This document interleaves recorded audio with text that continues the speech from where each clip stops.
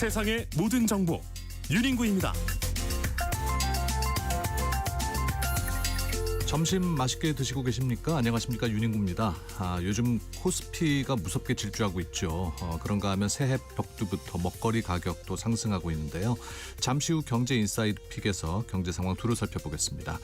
민주당 김병기 전 원내대표가 각종 비비 의혹으로 사퇴하면서 당의 원내사령탑 자리가 비었습니다. 지금 이 자리는 단순히 당의 리더를 뽑는 걸 넘어서 이재명 정부의 국정 동력을 뒷받침하고 우리 삶과 직결된 민생 과제들을 풀어가야 할 아주 막중한 자리입니다.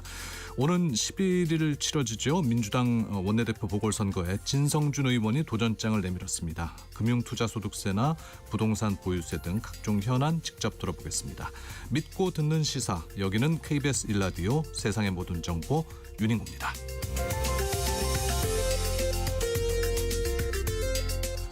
오늘도 갓생 품격 있게 여러분과 함께하겠습니다. 코스피가 연일 최고치를 갈아치우면서 요즘 점심시간 식당이나 카페에 가면 온통 주식 이야기뿐이죠.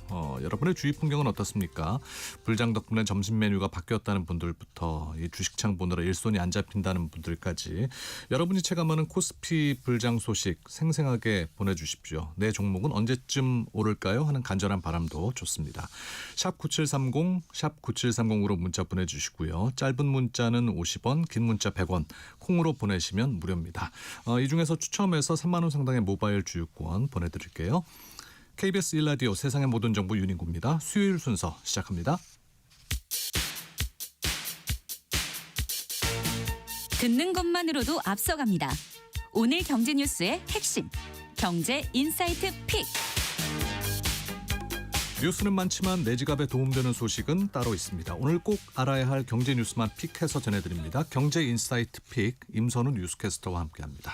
어서 오십시오. 안녕하세요. 네, 증시 요즘 하루에 100포인트씩 올라가더라고요. 네, 어마어마합니다. 이 붉은 말의 해처럼 지칠 줄 모르고 달리는 모습인데요. 네. 어제 4,500선 넘으면서 사상 최고치 가락혔던 코스피, 오늘도 개장 직후 4,600까지도 뛰어넘기도 했습니다. 네. 지금은 오름폭을 줄여서 4,500선대에서 움직이고 있는데, 유가증권 시장에서 외국인이 장 초반부터 통 크게 사자에 나서고 있고 개인과 기관은 팔고 있습니다. 간밤 뉴욕 증시가 반도체를 중심으로 강세로 마감하면서 우리 증시도 상승 탄력을 받는 모습인데요. 잠시 뒤 자세히 짚어볼 텐데, 인공지능 업종의 시장 영향이 더욱 커질 것이라는 관측이 나오면서 네. 반도체 슈퍼사이클에 대한 기대감도 한층 달아오르고 있고요. 덕분에 삼성전자와 SK하이닉스가 나란히 강세 보이고 있습니다. 반면 코스닥은 숨고르기에 들어간 모습 보이면서 이 투심은 코스피에 집중된 모습 보이고 있는데요. 코스피 5천 돌파 기대감이 점점 더 커지는 가운데 내일로 예정된 삼성전자 실적 발표가 증시 흐름을 가를 중요한 분수령이 되겠습니다. 네, 오늘 우리 시간으로 오늘 새벽이죠. CES가 이제 막을 올렸네요.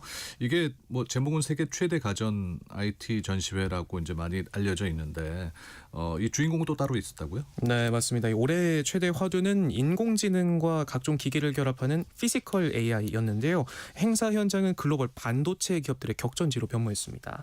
이번 행사의 주인공은 단연 엔비디아의 수장 젠슨 황 CEO였는데요. 어김없이 가죽 자켓을 입고 기조 연설자로 등장해서 이목을 끌었는데, 뜨거운 관심만큼이나 굵직굵직한 소식들 여러 들고 나왔습니다. 네. 알짜배기만 간단하게 추려보면 먼저 생각지도 못한 자율주행 관련 기술을 선보였는데요. 올해 피지컬 AI의 핵심 시장으로 이 자율주행을 지목하면서 새 AI 모델 알파 마요를 공개했습니다. 사람으로 치면 두뇌 역할을 하는 알파 마요는 추론 기반 모델을 사용해서 돌발 상황에서도 뛰어난 대처 능력을 보여준다고 하는데요. 도로 상황을 실시간으로 인식해서 보행자를 보면 멈추고 상황에 맞게 운전대를 스스로 돌리기까지 합니다. 예. 세계 최초의 생각하는 자동차다라고 생각하시면 이해가 쉬울 것 같은데, 당장 올 1분기부터 미국 도로를 달리게 된다고 하고요. 이 밖에 이 기계가 인간처럼 주변 환경을 보고 이해하면서 행동할 수 있도록 하는 AI 모델 코스모스 리전 2까지 선보이면서 그간 테슬라를 비롯한 자율주행 업계 약점으로 꼽혔던 부분을 정확히 공략해냈다는 평가와 함께 테슬라와 구글 같은 경쟁사들의 주가가 크게 미끄러지기도 했습니다. 또 로봇을 앞세운 현대차도 주목을 받았는데 이번 그 CES에서 젠슨 황과 또 정의선 회장 두 사람이 지난번 깐부 회동에 이어서 또 만났군요. 네, 맞습니다. 이 깐부 치킨집에서 러브샷을 한 게 엊그제 같은데 이번엔 CES에서 2차 깐부 회동을 가졌는데요. 현대차가 피지컬 AI 대전환을 선언한 가운데 이뤄진 만남이라 양측이 관련 사업에서 협력을 더 강화할 수 있지 않을까 하는 기대감이 커지고 있습니다. 실제로 최근 현대차는 엔비디아의 차세대 칩이죠. 이 블랙웰을 활용한 AI 모델 개발 계획을 공식화하고 파트너십을 키워나가고 있는데 엔비디아가 자율주행 플랫폼을 공개한 만큼 조만간 또 다른 깜짝 소식이 들리지 않을까 싶습니다. 네. 또 다른 깐부 삼성전자 그리고 또 SK하이닉스가 얼굴에 웃음 띌 만한 소식 나왔다고요? 네, 이 차세대 슈퍼칩 베라 루빈을 엔비디아가 예정보다도 한 발 빠르게 깜짝 공개했는데 심지어 당장 올해 출시를 목표로 이미 양산 체제에 들어갔다고까지 밝혔고요. 예. 추론 성능은 전작보다 5배나 높아졌고 반대로 유지 부담은 10분의 1, 필요한 GPU 수는 4분의 1로 줄였다는 설명에 초격차 전략으로 최근 불거진 경쟁력 이슈와 더불어서 AI 버블에 대한 걱정도 단숨에 잠재웠습니다. 근데 이게 왜 삼성전자 하이닉스가 웃을 만한 소식이라는 거죠? 이미 잘 아시고 계실 텐데 이 IT 업계 소식 관심 있게 보시는 분들이라면 아시겠지만 엔비디아를 비롯한 빅테크들이 만드는 AI 칩에 메모리 반도체 그중에서도 고대역폭 메모리 HBM이 짝꿍처럼 꼭 들어가게 되거든요. 네.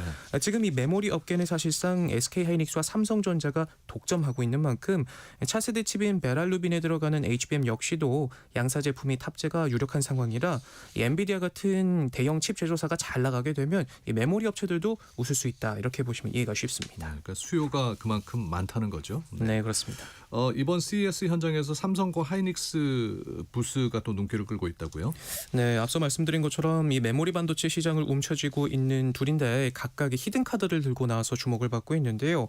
특히 SK하이닉스가 처음 선보인 HBM4 16단 48GB 제품에 큰 관심이 쏠렸습니다. 예. 업계 최고 속도와 용량을 구현해냈고 이사 측은 고객사 일정에 맞춰서 제품 개발이 순조롭게 진행 중이다. 계획대로 착착 진행되고 있다. 자신하기도 했습니다. 또 전진 배치한 주력 제품군 말고도 AI 서버에 특화된 저전력 메모리 모듈 소캠, 스마트폰 등 IT 기기에 AI 구현을 지원하는 저전력 DDR6 등 각종 첨단 제품을 선보였고요. 그런가 하면 마치 콘서트장을 방불케 하는 이 업계 최대 규모 단독 프리미엄점 시간을 마련한 삼성전자는 신제품 공개 외에도 철저히 실리를 챙기는 모습을 보여주기도 했습니다. 어떤 면에서요? 네, 이 파운드리 그리고 메모리 패키징을 한 번에 제공하는 턴키 전략을 앞세워서요. 주요 고객사와 비즈니스 미팅에 집중하고 있고요. 네. 특히 이 디바이스 솔루션 부문은 한진만 파운드리 사업부장 등이 총출동해서 엔비디아와 AMD 등 글로벌 팹리스와 접촉하는 등 수주 확대열을 올리고 있습니다. 앞서 임선우 캐스터가 예고는 했습니다만은 올해 또 이 메모리 슈퍼사이클에 대한 기대감 여전하죠? 네, 그렇습니다. 오죽하면 없어서 못 팔 지경이라는 이야기까지 나올 정도로 이 돈줄 역할을 독특히 해주고 있는데요. 우후죽순처럼 생겨나는 AI 데이터 센터 덕분에 올해도 D램을 중심으로 가격이 고공행진을 이어갈 것이라는 전망이 나오고 있습니다.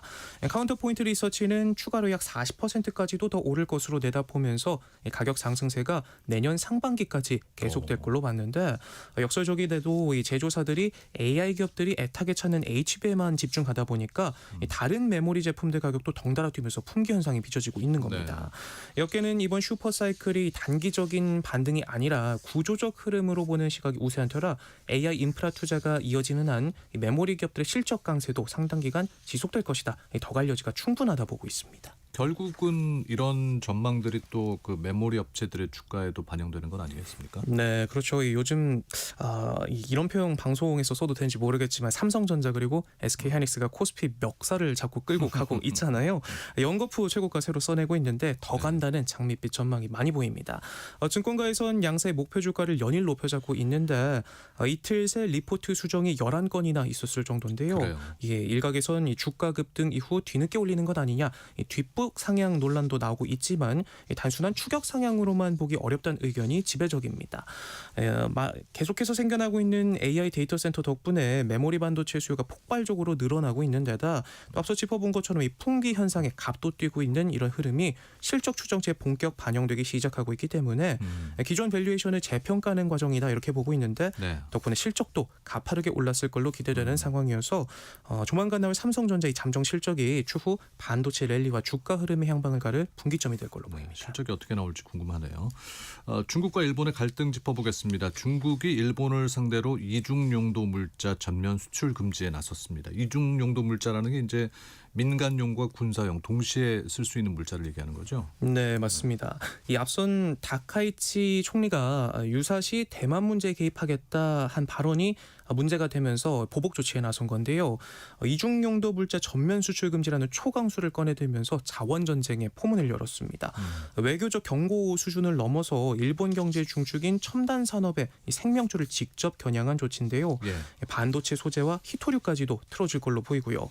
중국은 또 제3자가 일본에 중국산 물자를 제공할 경우에도 법적 책임을 묻겠다 엄포를 놨습니다. 네. 주목할 만한 점은 해당 조치의 종료 시점이 명시가 되지 않았다는 건데 일본의 태도 변화나 중일 관계 전반을 압박하는 중장기 카드로 활용될 가능성이 높고요. 또 일각에선 이재명 대통령이 중국을 국빈 방문한 가운데 나온 조치란 점에서 한미일 공조의 균열을 내는 갈라치기라는 분석도 나오고 있습니다. 요즘 또 그 먹거리 물가가 많이 올랐다고 하는 점심시간에 나가보면 이제 10,000원 갖고도 메뉴를 고르기가 쉽지 않아진 것 같아요. 예. 얼마나 올랐습니까? 참 이 피부에 와닿는 소식인데 말씀하신 것처럼 요즘 장 보러 가면은 한숨부터 나오는 요즘이고요. 실제로 국내 4인 가구의 한 달 식비가 140만 원을 넘어서 역대 최고로 치솟았고요. 가계 지출에서 식비가 차지하는 비중을 나타내는 엔겔 개수도 상승세를 타고 있습니다. 네, 그 원인은 뭡니까? 일단 한 가지 이유로 보기는 어렵고요. 이 폭염과 폭우 같은 이상 기후로 농산물 생산이 줄었고 여기에 1,400원대 고환율이 겹치면서 수입식 재료 가격까지 동시에 오른 영향이 큽니다. 특히 맞벌이 가구가 늘면서 이제 외식은 선택이 아니라 필수가 됐는데 외식비가 집밥 비용을 처음으로 넘기기도 했고요. 가성비의 상징으로 여겨지던 자체 브랜드 PB 상품까지도 가격 인상 대열에 합류하는 등 가공식품과 외식 물가가 동시에 흔들리고 있어서 체감 물가는 한층 더 커진 느낌입니다. 네, 뭐 주가 오르는 건 반갑습니다만은 물가, 특히 먹거리 물가 오르는 거는 걱정인데 올해도 계속될 가능성이 높다고요? 네, 일단 전문가들은 단기적으로 잡히기는 쉽지 않아 보인다 이렇게 진단하고 있는데요. 환율과 원자재 가격 또 기후 리스크 이 세 가지가 동시에 작용하는 구조적인 문제이기 때문에 단순히 가격을 누르는 대책보다는 공급망 안정 같은 중장기 전략이 필요해 보이고 또 네. 소비자 입장에서도 가계 지출 구조를 다시 한번 점검해야 하는 시점 같습니다. 자, 경제 인사이트 픽 오늘 여기까지 듣겠습니다. 임선우 뉴스캐스터와 함께했습니다. 고맙습니다. 고맙습니다. KBS 1라디오 세상의 모든 정보 윤인구입니다. 함께하고 계신 시각 12시 32분 지나고 있습니다. 교통정보 알아보죠. 점심시간에 접어들면서 도로 정체는 더 많이 풀려가고 있습니다. 부산 외곽고속도로 기장 쪽으로 금정요금소 진출램프 1차로에서는 고장난 화물차를 처리하고 있고요. 통영 대전고속도로 통영 쪽으로 오동터널 3차로에도 대형 버스가 고장으로 서 있습니다. 평택 제천고속도로 평택 쪽으로 청북 부근에서는 사고가 나면서 1차로를 막고 처리하고 있는데요. 이 여파바다 평택분기점부터 4km 구간에서 속도 많이 떨어져 지납니다. 경부고속도로에서는 서울 방면으로 천안분기점 부근 2, 3차로에서 장애물을 처리하고 있습니다. 이후로는 수원 부근과 또 양재부터 반포 사이로 속도 줄여 지납니다. 서울 양양고속도로 양양 쪽으로 먼저 남양주 요금소 3차로에서는 벌써 2시간째 장애물을 처리하고 있고요. 이후 화촌 8터널 2차로와 갓길에서도 고장난 차를 처리하고 있습니다. KBS 교통정보센터에서 김민희였습니다. 지금 듣고 계시는 방송은 윤인구 세상의 모든 정보 윤인구입니다. 청취자 여러분들의 참여를 기다리고 있습니다. 문자번호 샵 9730 샵 9730 짧은 문자는 50원 긴 문자는 100원의 정보 이용료가 있고요. KBS 콩 어플리케이션 1라디오 유튜브 채널을 통해서는 무료로 참여하실 수 있습니다.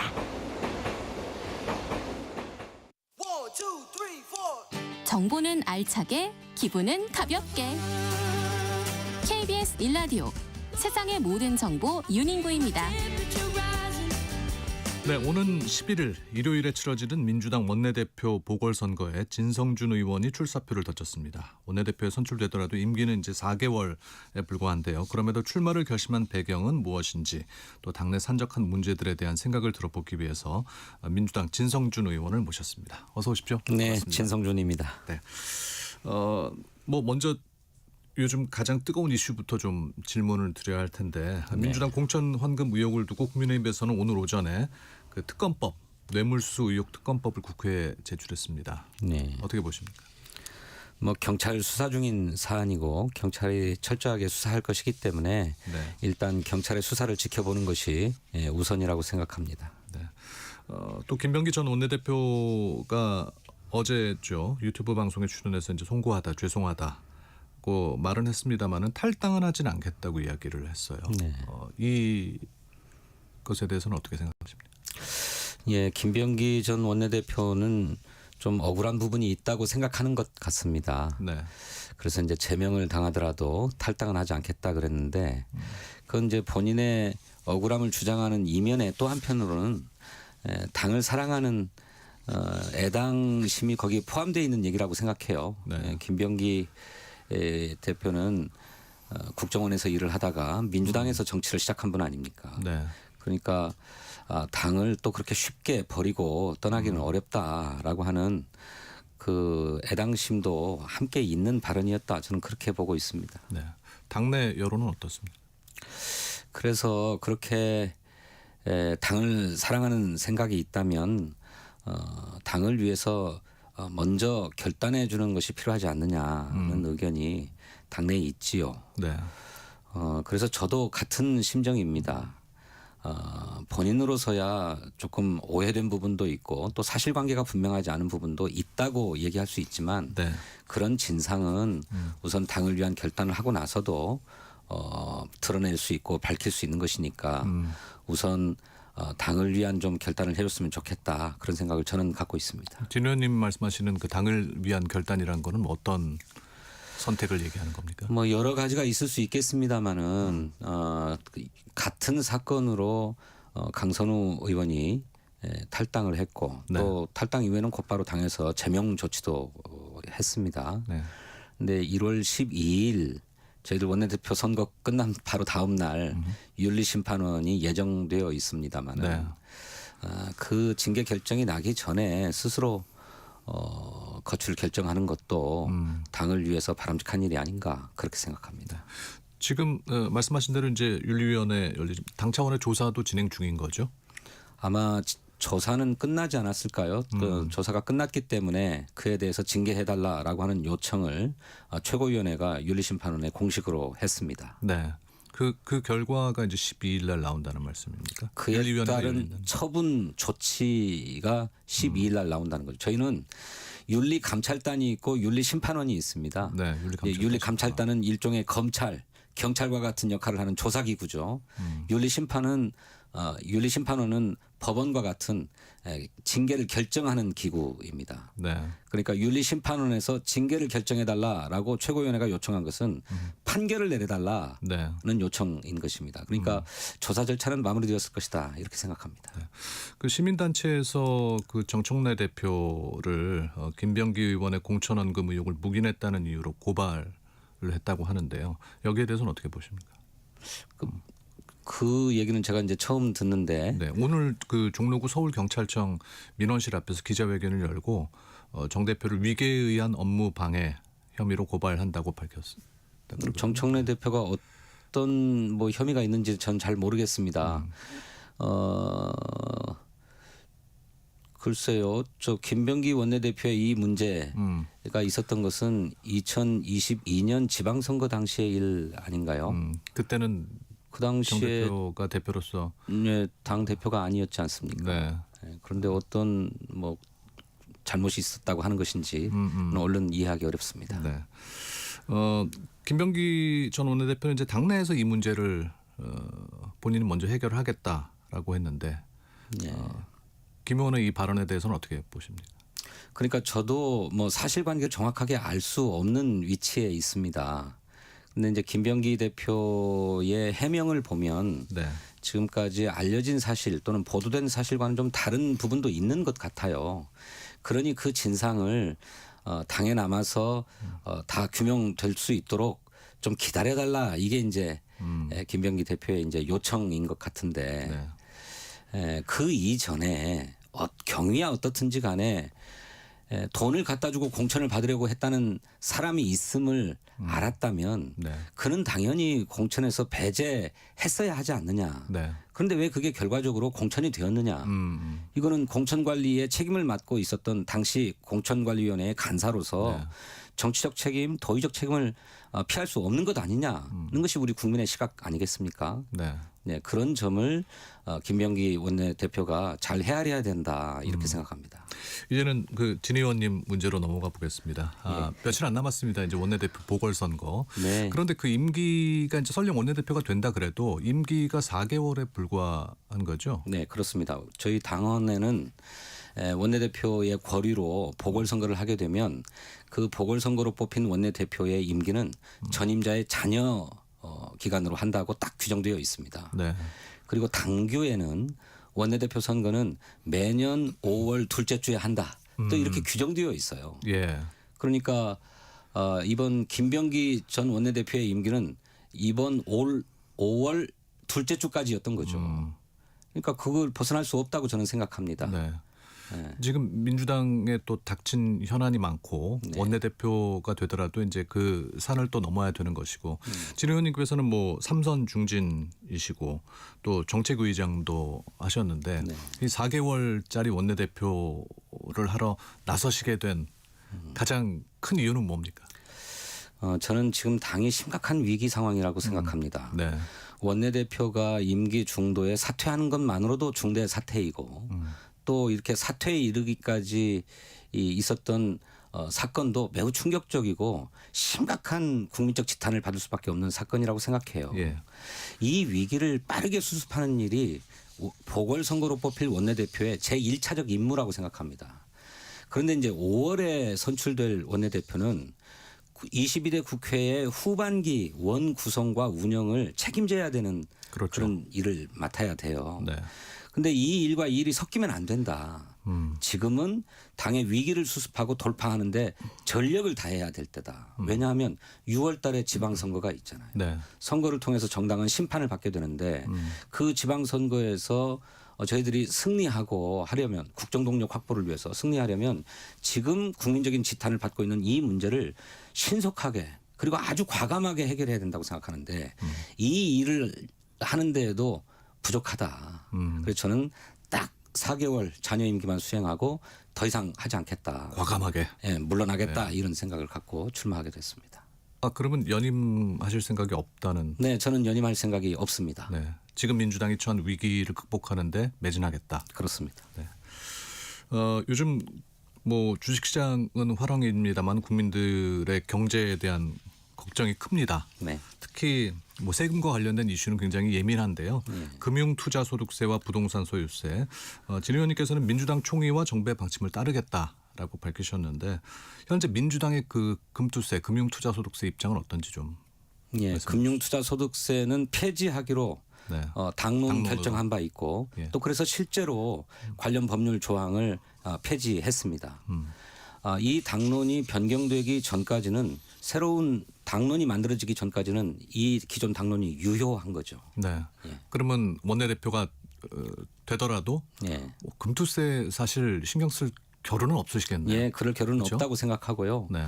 저는 개인적인 소신은 변함이 없습니다. 저는 공평한 과세를 위해서 자본에도 상응하는 과세를 해야 된다 이렇게 생각하고 있습니다만 이런 개인적 소신이 있다고 해서 원내대표가 되어서 막 밀어붙인다? 그건 있을 수 없는 일입니다. 그러니까 어떻게 보면 그 진 의원님의 얘기가 민주당의 색채가 강한.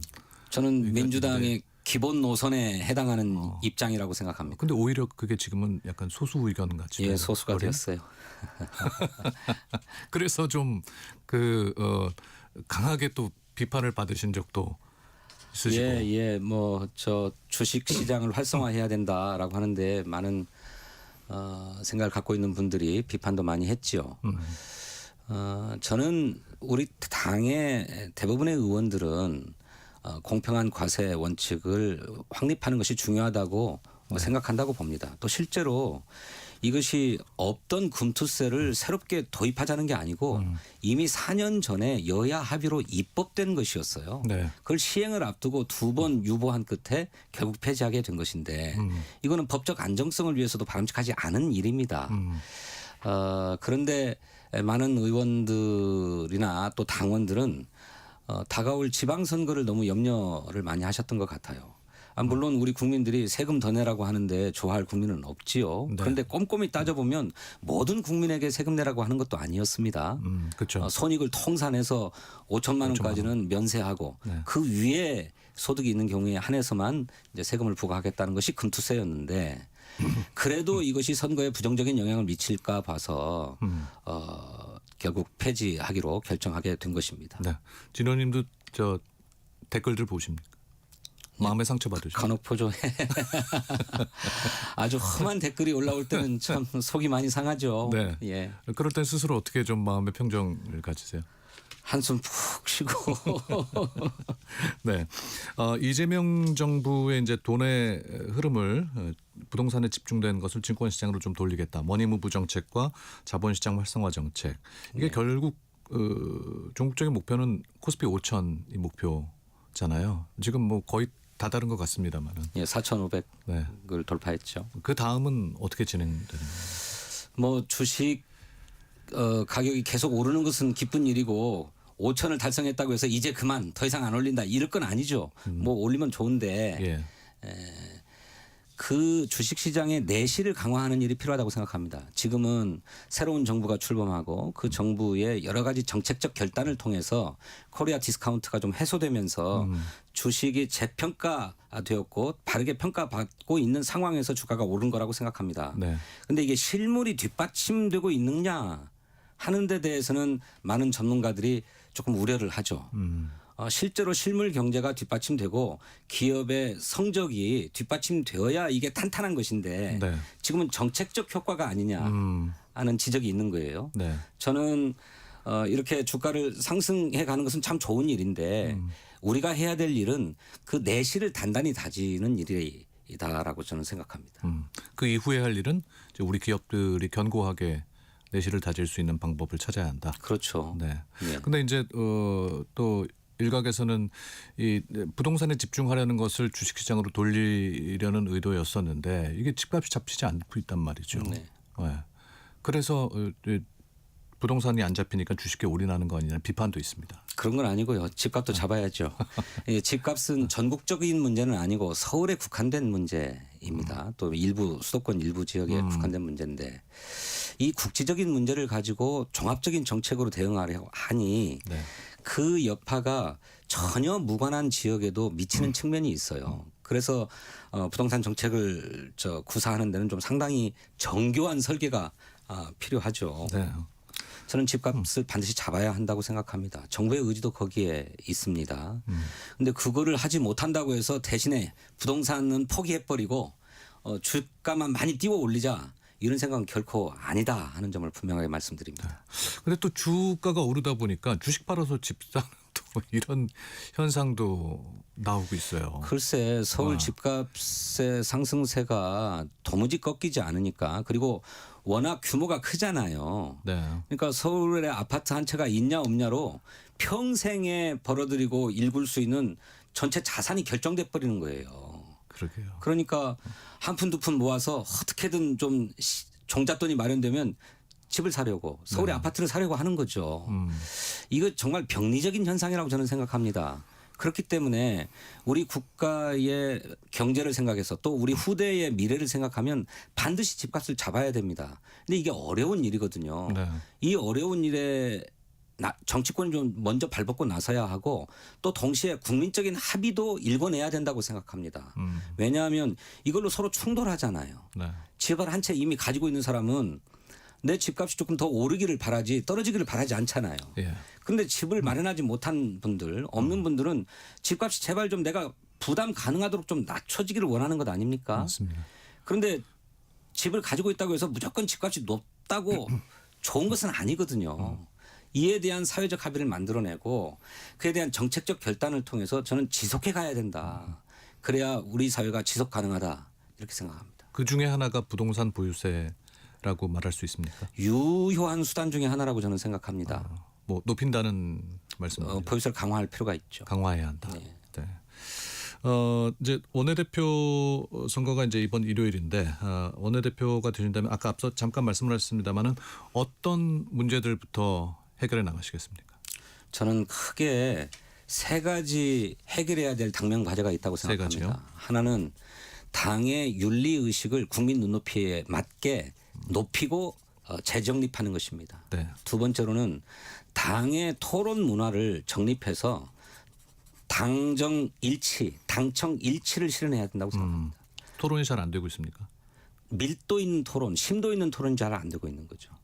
큰 원칙과 방향에서는 다 같은데 네. 이를테면 디테일에서 좀 다른 거예요.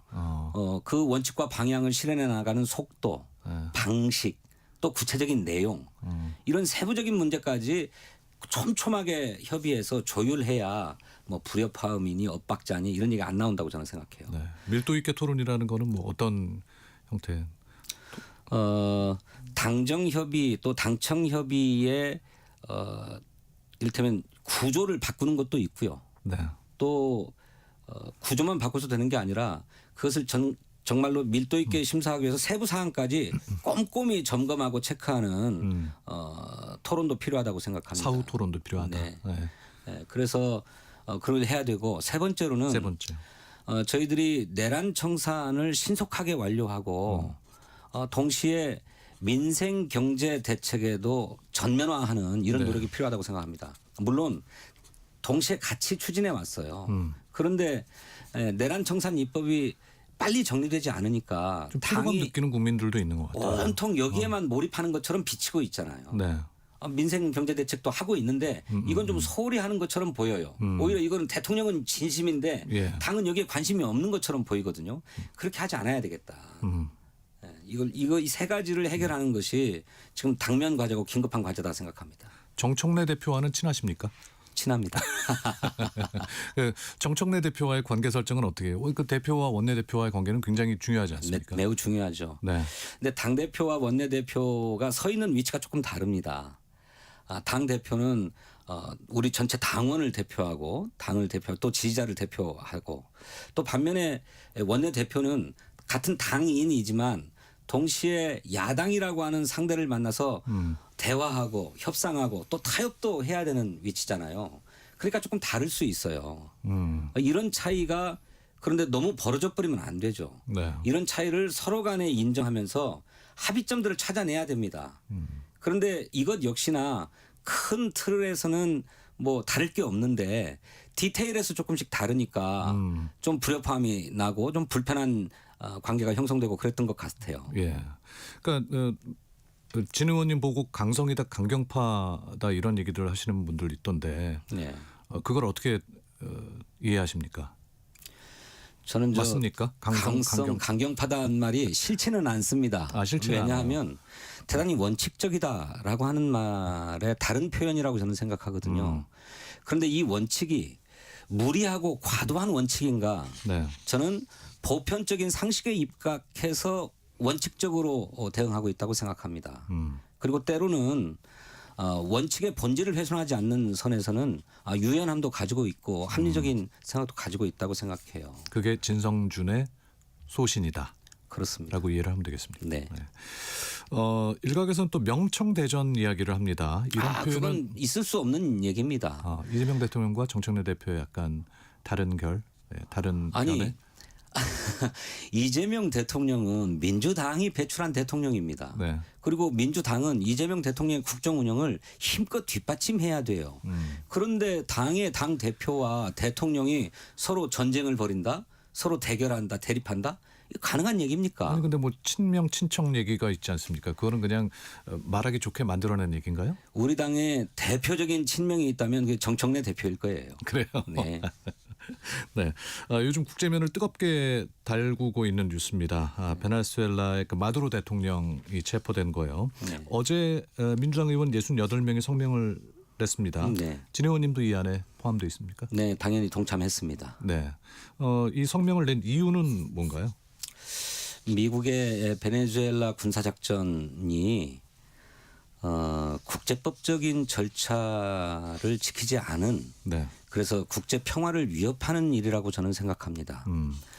이 국제질서의 보편 규범이라고 할 수 있는 유엔 헌장은 크게 두 가지 원칙을 규정하고 있는데 하나는 자유권적 차원이 아닌 무력 사용 금지의 원칙 또 하나는 내정 불간섭의 원칙입니다. 네. 그런데 미국의 군사작전은 마약 밀매 혐의로 군사작전을 벌였다는 건데 이게 군사작전입니까? 무력을 행사해야 될 일입니까? 네. 또 그 나라의 사법 절차를 거치지 않고 강제로 연행해 버렸어요. 시간이 주권을 없어서 존중하지 않은 거죠. 여기까지 끝내도록 하겠습니다. 예. 민주당 원내대표 출사표 낸 우리 진성준 의원과 얘기 나눴습니다. 2부에서 뵙겠습니다.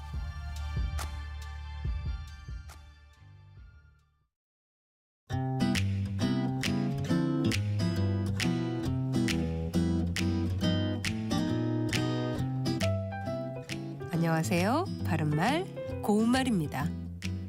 곡식이나 과일 같은 것이 알이 들어 단단하게 잘 익은 것을 가리켜서 말할 때 곡식이 영글다, 포도가 여물다 같이 영글다와 여물다를 모두 사용하고 있습니다.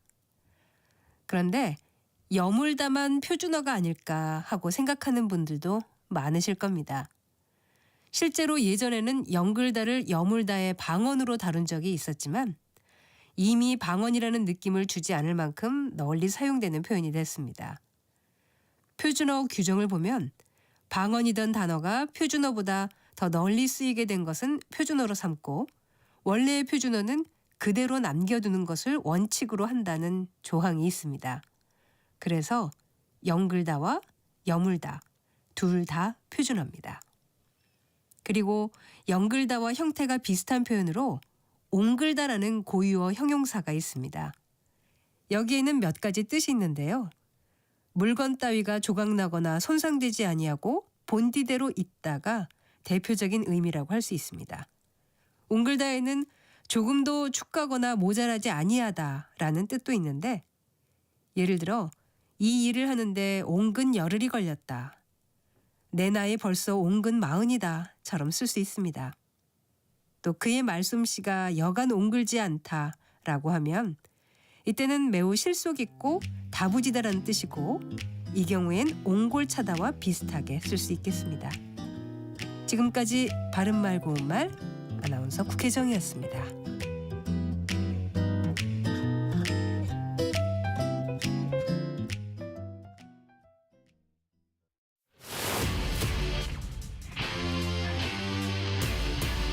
토론에 정답은 없습니다.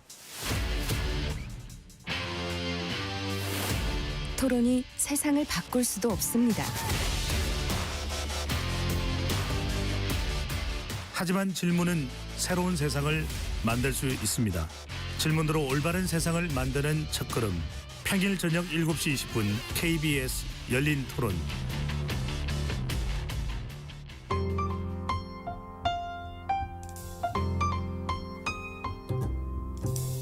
어떤 하루 보내고 계신가요?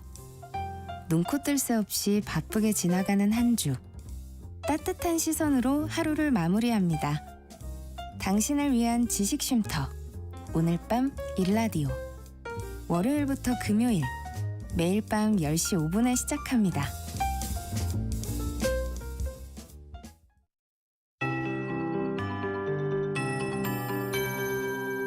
KBS 58분 날씨.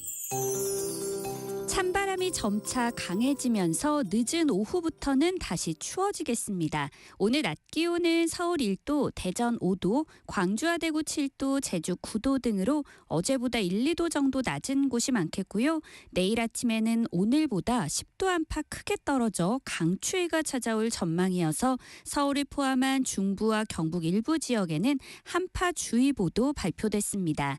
내일 아침 예상 최저 기온이 서울과 세종, 안동, 영하 9도, 전주 영하 6도, 부산 영하 4도 등으로 오늘 아침보다 10도 안팎 떨어지겠고요. 내일은 한낮에도 영하권을 벗어나지 못하는 곳이 많겠습니다.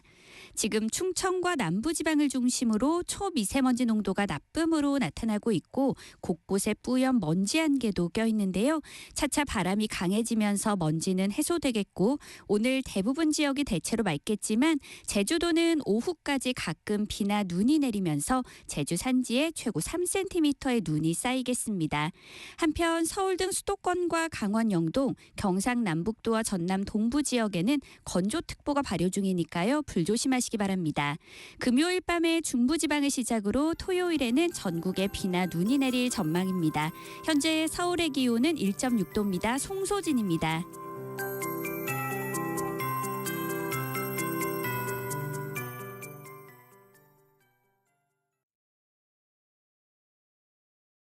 정성을 다하는 국민의 방송 KBS가 1시를 알려드립니다.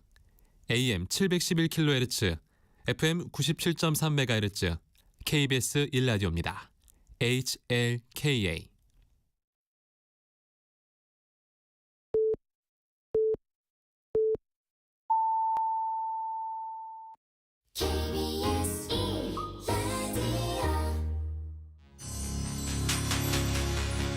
일상의 깊이를 더합니다. 당신을 위한 프리미엄 인사이트. KBS 1라디오. 세상의 모든 정보 윤인구입니다. 네, 2부 시작하겠습니다. 오늘 저희는 청취자 여러분께 주식시장 체감 문자 보내주십사 하고 부탁을 드렸었는데요.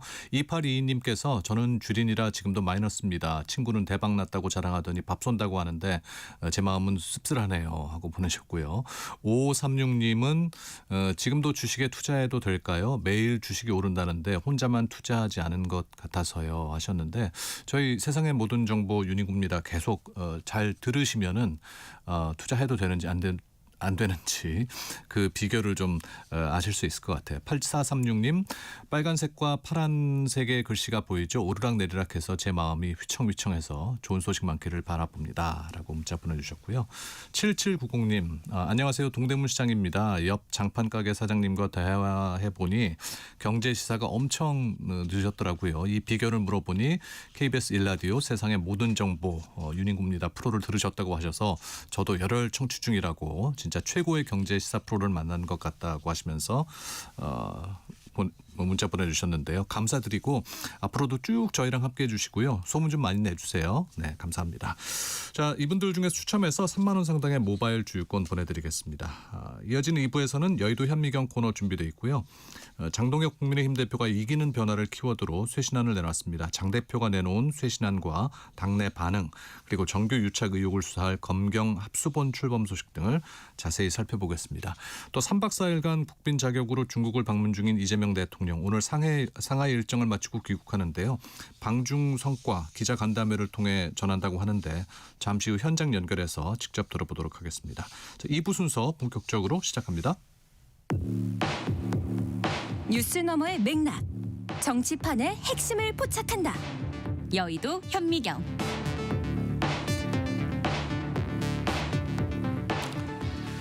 네, 지금 막 이재명 대통령의 방중 성과 기자 간담회가 시작돼서요. KBS 1텔레비전과 동시에 수중계로 듣도록 하겠습니다. 보도를 통해서 우리 국민들에게도 대한민국에도 새로운 희망을 만들어 주시기 바랍니다.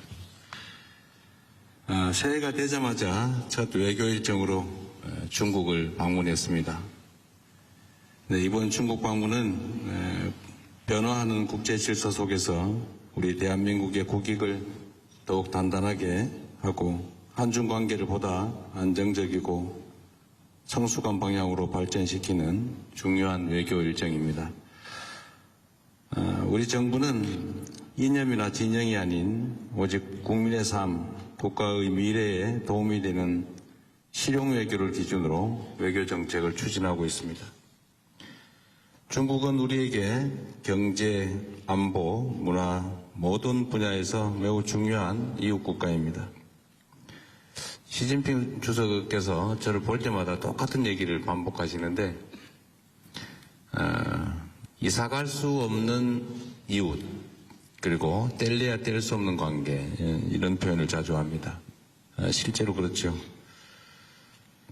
우리가 한중 관계는 정말로 서로에게 필요한 관계입니다.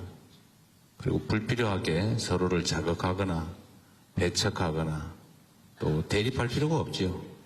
있는 환경을 잘 활용하면 더 나은 환경을 만들 수 있는데 왜 불필요하게 또 근거 없는 사안들을 만들어서 갈등을 촉발하는지 이해가 안 됩니다. 앞으로는 서로에게 도움되는 관계로 정말로 바꿔가면 좋겠다, 그런 생각을 합니다.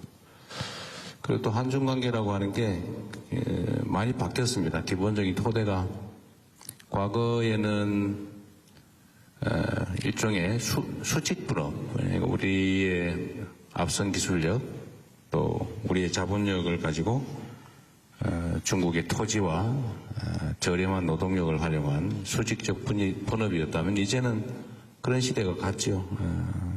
수평적이고 호혜적인 협력 관계가 정말로 필요한 상태가 됐습니다. 경쟁할 분야는 또 경쟁하고 협력할 영역에서는 협력하는, 이를 통해서 실질적 성과를 만들어가는 게 중요하겠다는 생각을 합니다.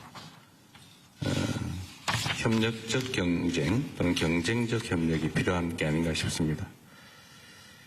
특히 경제협력 분야에서 안정적인 관리, 특히 최근에 문제되는 공급망 협력, 또 한반도 평화와 영내 안정 문제에 대해서 방문 기간 동안에 진지하고 책임 있는 대화가 이루어졌습니다.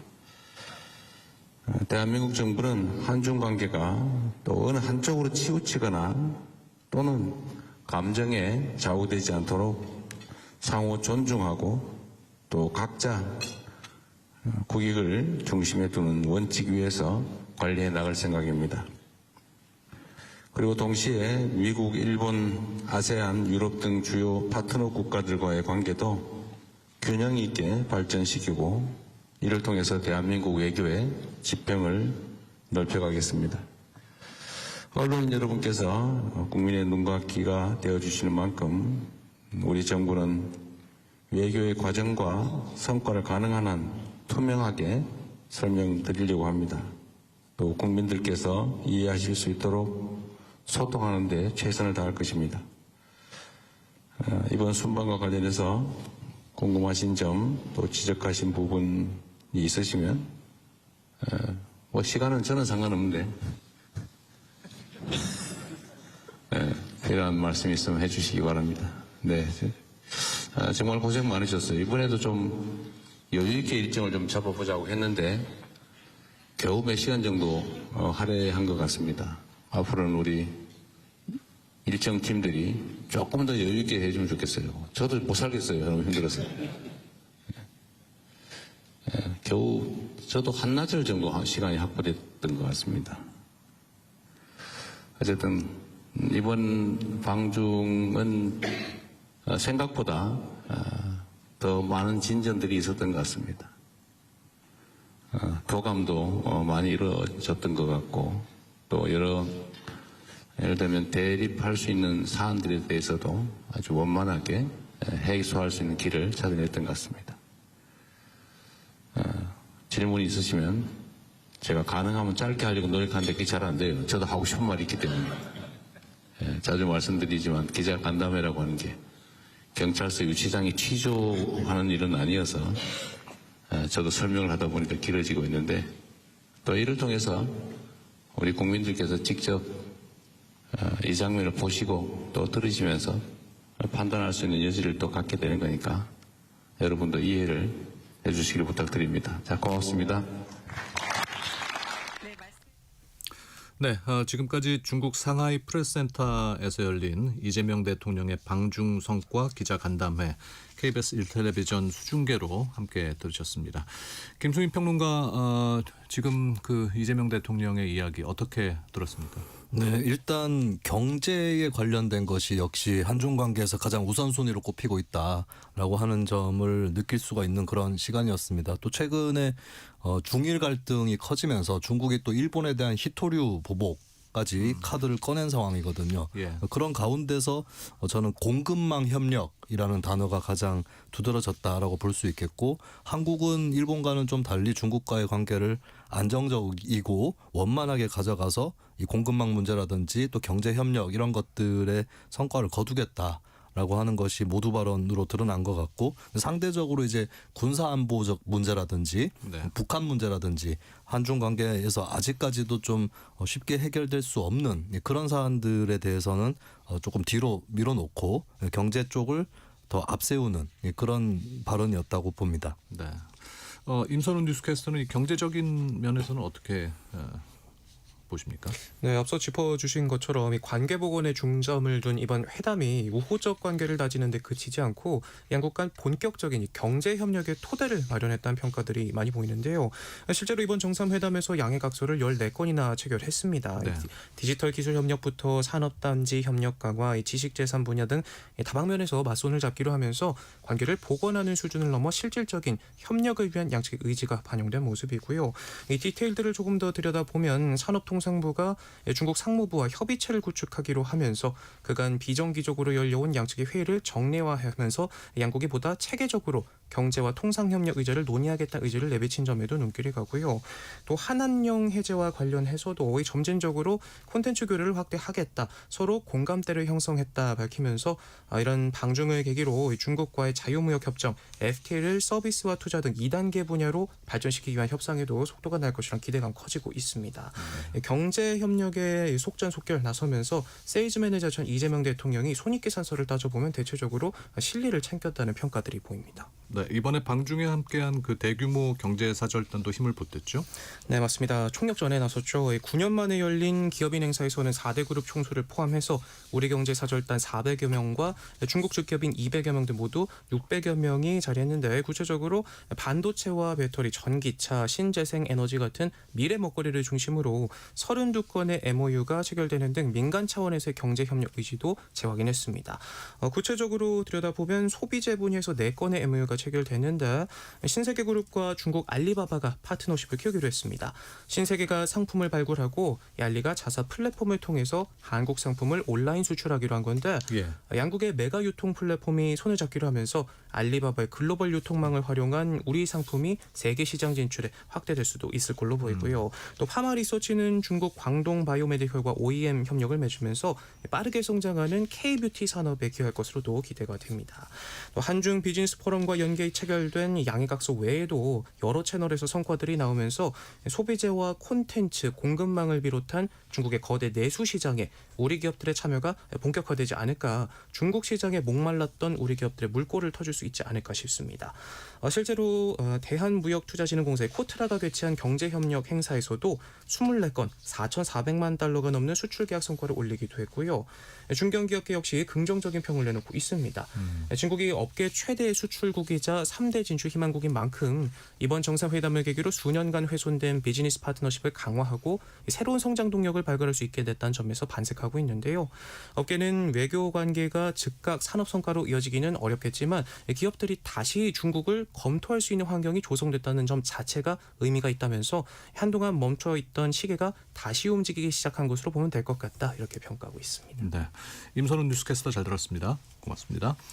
여의도 현미경 이어가도록 하겠습니다. 정치 현안 살펴볼 텐데요. 박성희 기자, 오전에 그 장동혁 국민의힘 대표가 국민의힘 쇄신안을 내놨습니다. 어떤 내용인지부터 좀 알아볼까요? 네, 조금 전 오전 10시죠. 장동혁 국민의힘 대표가 이젠 당 쇄신안을 발표했습니다. 장 대표가 내세운 이 쇄신의 핵심 키워드 먼저 요약하면 이기는 변화, 그리고 새로운 시작이었습니다. 장 대표는 이 변화의 시작으로 우선 이 12.3 비상계엄에 대한 그 부분을 사과했습니다. 예. 장 대표는 비상계엄은 상황에 맞지 않는 잘못된 수단이었다. 그리고 국민께 큰 혼란과 불편을 드렸고 당원들께도 큰 상처가 됐다면서 깊이 사과드린다고 밝혔습니다. 장 대표는 이른바 이 계엄과 탄핵의 강을 건너겠다고도 다짐했는데요. 더 이상 계엄과 탄핵에 대한 이 시시비비 따지지 않고, 그리고 당의 미래와 발전에 대한 메시지 이 부분에만 좀 집중하겠다는 겁니다. 장 대표는 과거의 잘못된 부분을 깊이 반성하고 새로운 모습을 보여드리겠다. 다시 과거로 돌아가 국민과 당원들께 상처드리는 일을 반복하지 않겠다 이렇게 밝혔습니다. 네, 결국 당대표가 사과를 했네요. 네, 오늘 장동혁 대표의 쇄신안 발표에 대해서 방금 박성희 기자님 브리핑도 그렇지만 여러 언론들은 계엄과 탄핵에 대한 입장이 어떤 것인가 여기에 주목을 했거든요. 그런데 장동혁 대표의 이 쇄신안 전문 발표 내용을 보면 사실은 이 분량상 계엄이나 탄핵에 대한 입장보다는 앞으로 국민의힘이 어떻게 하겠다 여기에 더 많은 비중을 할애를 하고 있습니다. 그렇기 때문에 어떻게 보면은 계엄과 탄핵에 대한 여러 관심에도 불구하고 청산보다는 화재 전환 쪽에 무게가 실려 있는 그런 쇄신안 발표였다고 볼 수 있겠습니다. 아, 청산보다는 화재 전환이다. 네, 그렇죠. 미래로 가자. 라고 하는 문장이 실제로 드러나기도 하는데 네. 그렇기 때문에 막상 주목받은 거하고는 조금 다르게 일단은 다음 단계로 넘어가겠다라고 하는 그런 의지가 더 컸다라고 볼 수 있겠습니다. 네. 박성희 기자는 뭐 또 하실 말씀 없어요? 제가 오늘 오전에도 당대표실이랑 당 지도부에 그래서 오늘 쇄신안 발표하는데 어떤 내용 들어가냐. 그중에서도 사실 기자들 뭐 국민과 같은 관심사였죠. 절윤 메시지가 과연 들어갈까? 네. 윤석열이란 이름이 과연 들어갈까? 이 부분을 계속 물어봤거든요. 그런데 제가 아침 7시, 8시까지 통화하면서 당 지도부에서 계속 했던 얘기가 우리도 모른다였습니다. 그러면서 전한 게 일단 회의 내용까지는 윤석열 전 대통령이라는 이름은 들어가지 않았다. 네. 그 이유가 뭐 윤석열 전 대통령 이미 뭐 탈당한 인사고 괜히 이 이름 꺼냈다가 당내 분란만 더 커질 수 있다. 이런 참모들의 의견은 있었는데 장동혁 대표가 이 초안을 받고 고개를 뭐 끄덕이는 수준에서만 입장을 밝히고 나머지 부분은 내가 한번 수정하고 검토해 보겠다 이렇게 하고 들어갔다고 해요, 당대표실에. 네. 그래서 이제 내부에서는 혹시 장동혁 대표가 이 주변 참모들한테도 말을 하지 않고 깜짝 발표를 할 수도 있다 이런 전망도 나왔지만 결국에는 절윤 메시지 들어가지 않았는데 결국 장 대표의 의지로 윤석열이란 이름은 들어가지 않는 게 좋겠다 이렇게 판단한 것으로 보입니다. 네. 이게 뭐 어떤 판단이라고 생각을 해볼 수 있을까요? 절윤 윤석열 대통령에 대한 직접적인 언급이 없었다는 것은 뭐 아무래도 이제 앞서 말씀드렸지만 참모들의 의견이랑 비슷한데 윤석열 전 대통령의 이 탈당 전후 과정을 보면은 이제 계파 갈등이 굉장히 격렬해졌잖아요. 그 이름이 나올 때마다 계파 갈등이 격렬해지는 상황이 앞으로 지방선거에서 별로 독이 될 수밖에 없다. 이거를 사과한다고 해서 과연 내부적으로 이런 표심에 있어서 긍정적 영향을 줄 것이냐. 이것을 두고 아직도 당 내부에서는 합의점을 찾지 못하는 모습이거든요. 예, 그래서 괜한 분란의 씨앗을 만들 바에는 아예 언급하지 않는 게 차라리 낫다. 예, 득점하지 않겠지만 실점하지도 않을 것이다. 뭐 이런 판단을 내린 것으로 보입니다. 네. 그럼 결국에 장동혁 대표의 입장은 변화는 거의 없다라고 봐야 되는 거거든요. 왜냐하면 계엄에 대해서 사과를 했는데 원래 장동혁 대표 입장이 계엄은 잘못됐다. 그리고 나도 당시에 계엄 해제 표결을 했다라고 하는데 중점을 맞췄습니다. 그렇기 때문에 종전 국민의힘 입장하고는 뭐 크게 다를 것은 없다라고 봐야 될 것 같고 그 중요한 거는 계엄 이후에 탄핵 반대라든지 이 국민의힘의 지난 1년여간의 행보에 대한 언급이 더 중요했을 텐데 근데 탄핵에 대해서는 이렇게 표현을 했어요. 계엄과 탄핵의 강을 건너 미래로라고 했거든요. 우리 정치판에서 강을 건넌다는 표현은 어떤 과거의 어떤 것을 청산한다 이런 의미보다는 네. 그때 찬성 반대로 나뉘었었는데 그걸 좀 잊고 넘어가자 미래로 가자 이런 뜻으로 쓰는 그런 단어입니다. 네. 그렇기 때문에 뭐 탄핵에 반대했던 게 잘못이었다 이런 류의 사과는 아니었다라고 봐야 될 것 같고 결국에 쇄신보다는 당의 단합을 강조했다라고 요약을 할 수가 있을 것 같고 그리고 뭐 굳이 누군가를 제외한다면 이 원칙에 따라서는 현재까지도 계엄 자체가 옳다라고 생각하는 좀 극단적인 세력 정도만 여기서는 좀 아우르지는 않은 것인데 그러면 남아있는 거는 탄핵에 찬성했던 쪽을 어느 정도 포용할 것이냐 거기에 혹시 한동훈 전 대표도 포함될 수 있느냐 네. 이런 문제가 남아있는 것 같습니다. 그러면 김평론가 얘기대로라면 사과가 아닌 거네요? 했던 사과의 재확인 이라고 봐야 될 것 같고 그 이상으로 예를 들어서 국민의힘이 지적받았던 내용 중에서 탄핵 반대한 거 그리고 뭐 내란죄는 무죄라고 주장을 했던 것이라든지 체포를 막아섰던 부분 이런 것들에 대한 언급은 없었다라고 봐야 될 것 같습니다. 네. 박성희 기자, 장 대표가 밝힌 이기기 위한 구체적인 혁신 방안 뭡니까? 네, 장 대표가 내세운 이 혁신안 크게 세 가지 키워드로 요약되는데요. 우선 청년 중심 정당, 그리고 전문가 중심 네트워크 정당, 그리고 연대, 이 세 가지 축입니다. 장 대표는 이 세 가지 축을 기점으로 당의 변화를 이끌겠다, 이런 구상을 밝혔는데요. 우선 청년 관련해서는 2030 세대로 구성된 쓴소리위원회를 당 상설기구로 확대하고, 그리고 청년 인재를 영입하기 위한 공개 오디션도 실시하겠다, 이렇게 밝혔습니다. 네. 나아가서 이젠 지방선거 전에 보수 대통합 가능성도 시사했는데요. 이기는 선거를 위해서는 정책의 이 교집합만 있다면 뭐 당적 상관없이 폭넓은 정치연대, 이거 시도할 수 있다, 뭐 이런 구상입니다. 또 나경원 의원 등이 주장했던 방안인데, 지방선거 경선 시에 당심 반영 비율을 현행 50%에서 70%로 이 상향하는 방안, 이것도 고집하지 않겠다, 이렇게 밝혔습니다. 공천은 경선을 원칙으로 하되 지역과 대상에 따라서 뭐 당심 반영 비율을 조정할 수 있다, 이런 입장입니다. 예. 뭐 구체적인 비율 수치를 언급하지는 않았습니다. 다만 이 발언대로면 중도층 민심이 뭐 중요한 것으로 보이는 서울이나 뭐 경기도 같은 경우에는 경선에서 이 당심 반영 비율 뭐 대폭 낮출 수도 있다, 이런 식으로도 읽힙니다. 장 대표는 또 국민의힘이라는 이 간판도 바꿀 수 있다, 뭐 이렇게 밝혔는데요. 전당원의 뜻을 물어서 당명 개정도 추진하겠다, 이렇게 밝혔습니다.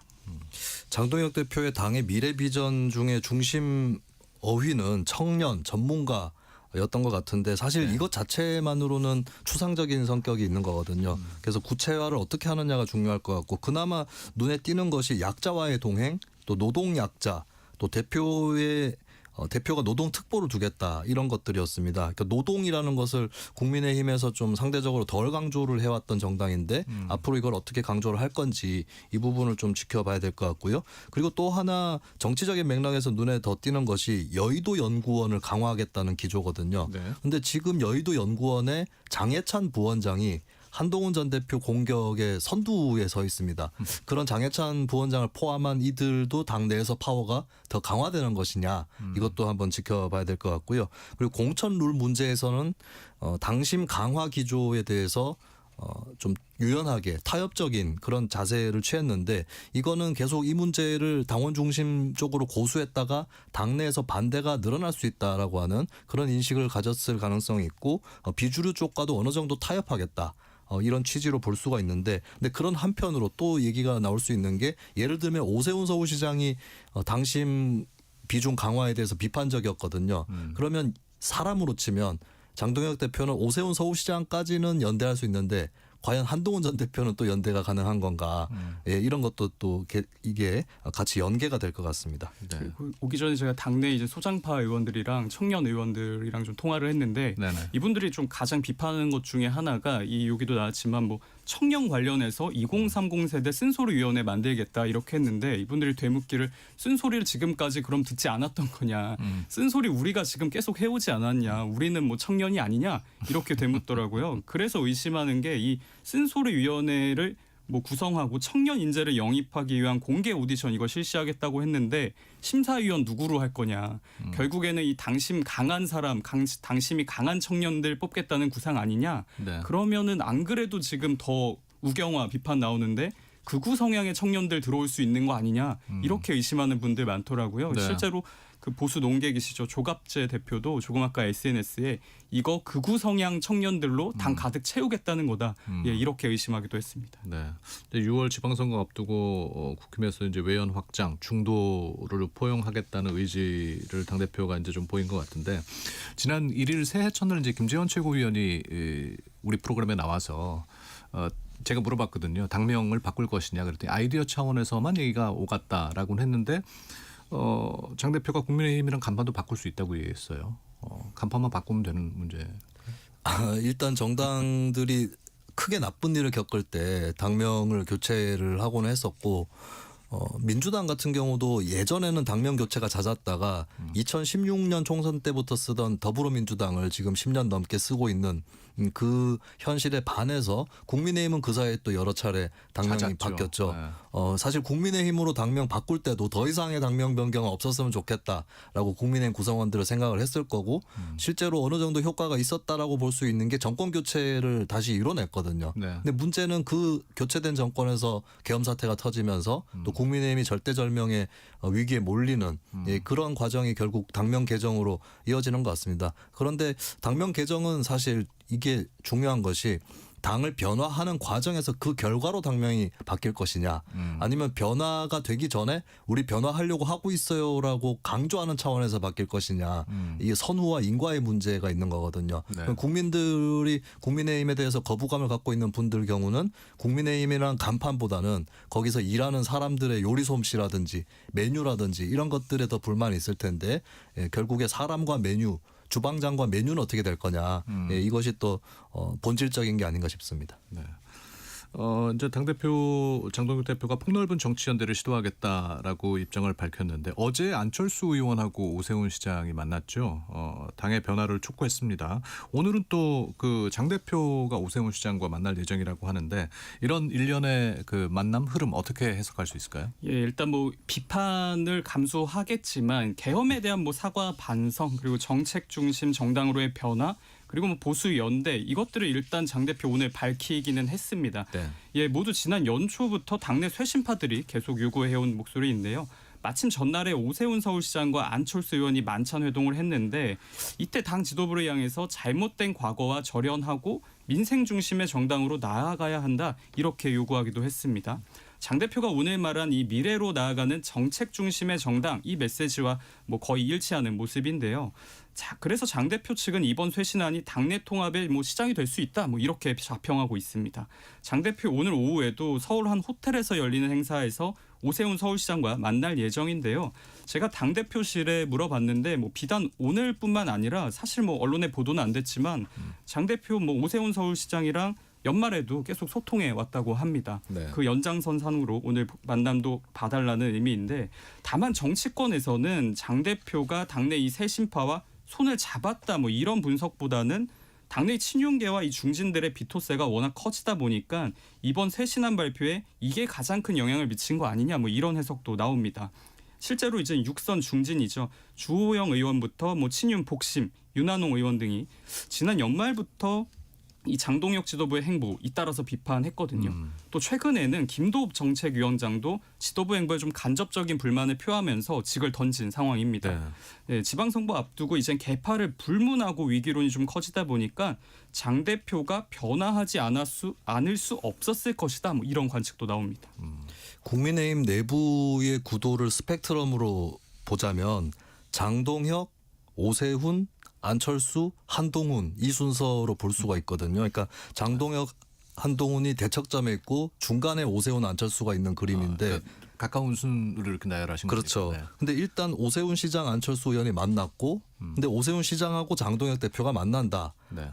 하는 거는 오세훈 시장이 좀 여기서 중심에 서는 그런 그림일 수 있고 그러면 장동혁 대표가 오세훈 시장은 물론이고 안철수 의원 정도까지 포용할 수도 있다라고 하는 신호로 볼 수 있거든요. 근데 오늘 또 마침 흥미로운 소식이 안철수 의원이 한동훈 전 대표 당원 게시판 의혹에 대해서 문제를 제기를 하고 나섰습니다. 그러니까 일단은 한동훈 전 대표를 짐짓 피해자로 보는 것 같은데 왜냐하면 뭐라고 얘기했냐면 IP 도용자를 고소 고발해야 된다. 한동훈 전 대표가. 그러면 한 전 대표가 도용당한 사람이라고 하는 것처럼 읽혀지지만 한편으로는 한 전 대표가 어떻게든 입장을 밝혀야 된다.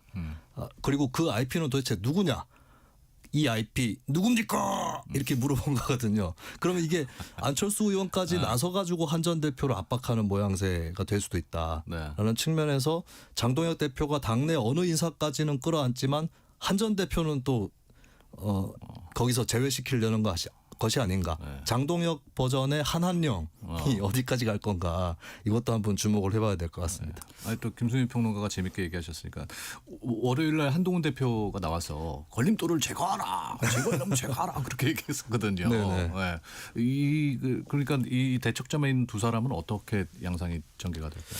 일단 장동혁 대표는 한동훈 전 대표 빼고 나머지 비주류에 대해서는 껴안고 간다는 쪽으로 가닥을 잡은 것 같아요. 그래서 오늘도 강을 건너야 된다 이런 표현이 나왔던 거거든요. 근데 그거를 거꾸로 한동훈 전 대표를 고립시키는 데 쓸 것인지 아니면 마저게 안을 것인지 이거는 좀 아직 기로가 남아있는 것 같고 당의 윤리기구에서 한 전 대표 당원 게시판 의혹에 대해서 계속 다루고 있는데 여기서 당분간 좀 판가름이 나지 않을까 그렇게 보입니다.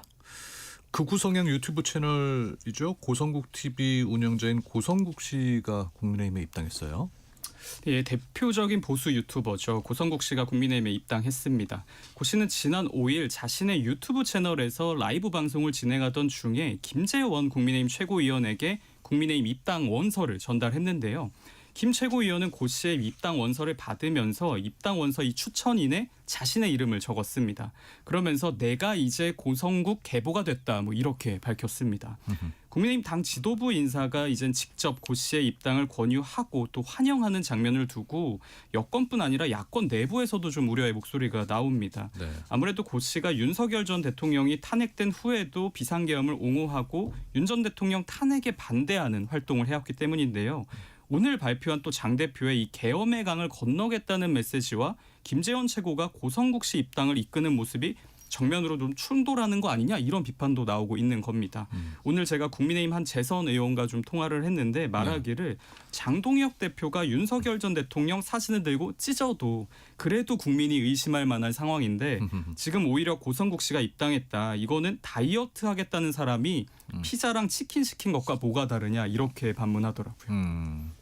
장동혁 대표 입장에서는 피자 치킨 시켜 먹어도 운동을 열심히 하면 다이어트 할 수 있다라고도 얘기를 할 수는 있을 것 같아요. 그래서 오늘도 뭐 여러 쇄신안이 나오기도 했는데 최근에 국민의힘이 당원이 계속 증가해 왔거든요. 네. 최고조에 이른 수준이었습니다. 물론 어떤 사람들이 그 사이에 들어왔는지는 알 수 없는 거지만 근데 만약에 그 새로 입당한 당원들 상당수가 고성국 씨라든지 혹은 전환기 씨하고 성향이 비슷한 사람이다. 라고 한다면 이거는 또 어떻게 될 거냐. 최근에 장동혁 대표에 대해서 당내 중진 의원들까지 원로들까지 나서서 압박을 해왔는데 만약에 장동혁 대표가 일반 당원들을 등에 업고 뭐 재신임 승부수라든지 이런 것들을 던질 때 중진들이 일반 당원들을 이길 수 있을 거냐. 민주당도 마찬가지지만 최근에는 어지간한 정치인들보다 그냥 일반 당원들의 목소리 특히 강성 스피커들의 목소리가 더 강했거든요. 네. 이런 것들을 또 그 사이에서 장동혁 대표가 어떻게 운용을 해나갈 건지 올해 또 국민의힘을 지켜보는 관전 포인트입니다. 네. 자, 두 번째 소식으로 넘어가 보겠습니다. 정교 유착 의혹을 수사할 검경 합수본이 출범했는데요. 이 특검을 둘러싼 국회 논의와는 별도로 이제 수사는 먼저 시작이 됐습니다. 왜 이 시점에 합수본부터 출범시킨 겁니까? 예, 검경 합수본은 사실상 이재명 대통령이 직접 띄운 수사 체제라고 볼 수 있습니다. 앞서 이 대통령은 지난 연말 국무회의에서 언제까지 특검만 기다릴 수는 없다. 일단 검경이 수사를 먼저 하다가 특검의 수사 결과를 넘겨주든지 하라 이렇게 밝히면서 검경이 함께 이 정교 유착 의혹을 수사해야 한다 이렇게 강조했는데요. 이후 일주일이 지난 어제 합수본이 전격적으로 출범한 겁니다. 네. 총 47명 규모로 꾸려지는 합수본은 이젠 김태훈 서울 남부지검장이 이끌게 되고요. 서울고검 그리고 서울중앙지검에 설치될 예정입니다. 합수본은 통일교 외에도 신천지 등 종교단체가 이 정계 인사들에게 금품을 제공하고 선거에 좀 개입했다. 이 의혹 전반을 수사할 계획입니다. 정부에서 합수본을 먼저 띄운 것은 최근 정치권 동향과 깊이 관련이 있는데요. 통일교 문제가 어느새 좀 우선순위에서 나중으로 국민들 사이에서도 좀 잊혀진 감이 있고 최근에는 강병훈으로 요약할 수 있을 것 같아요. 무슨 말이죠?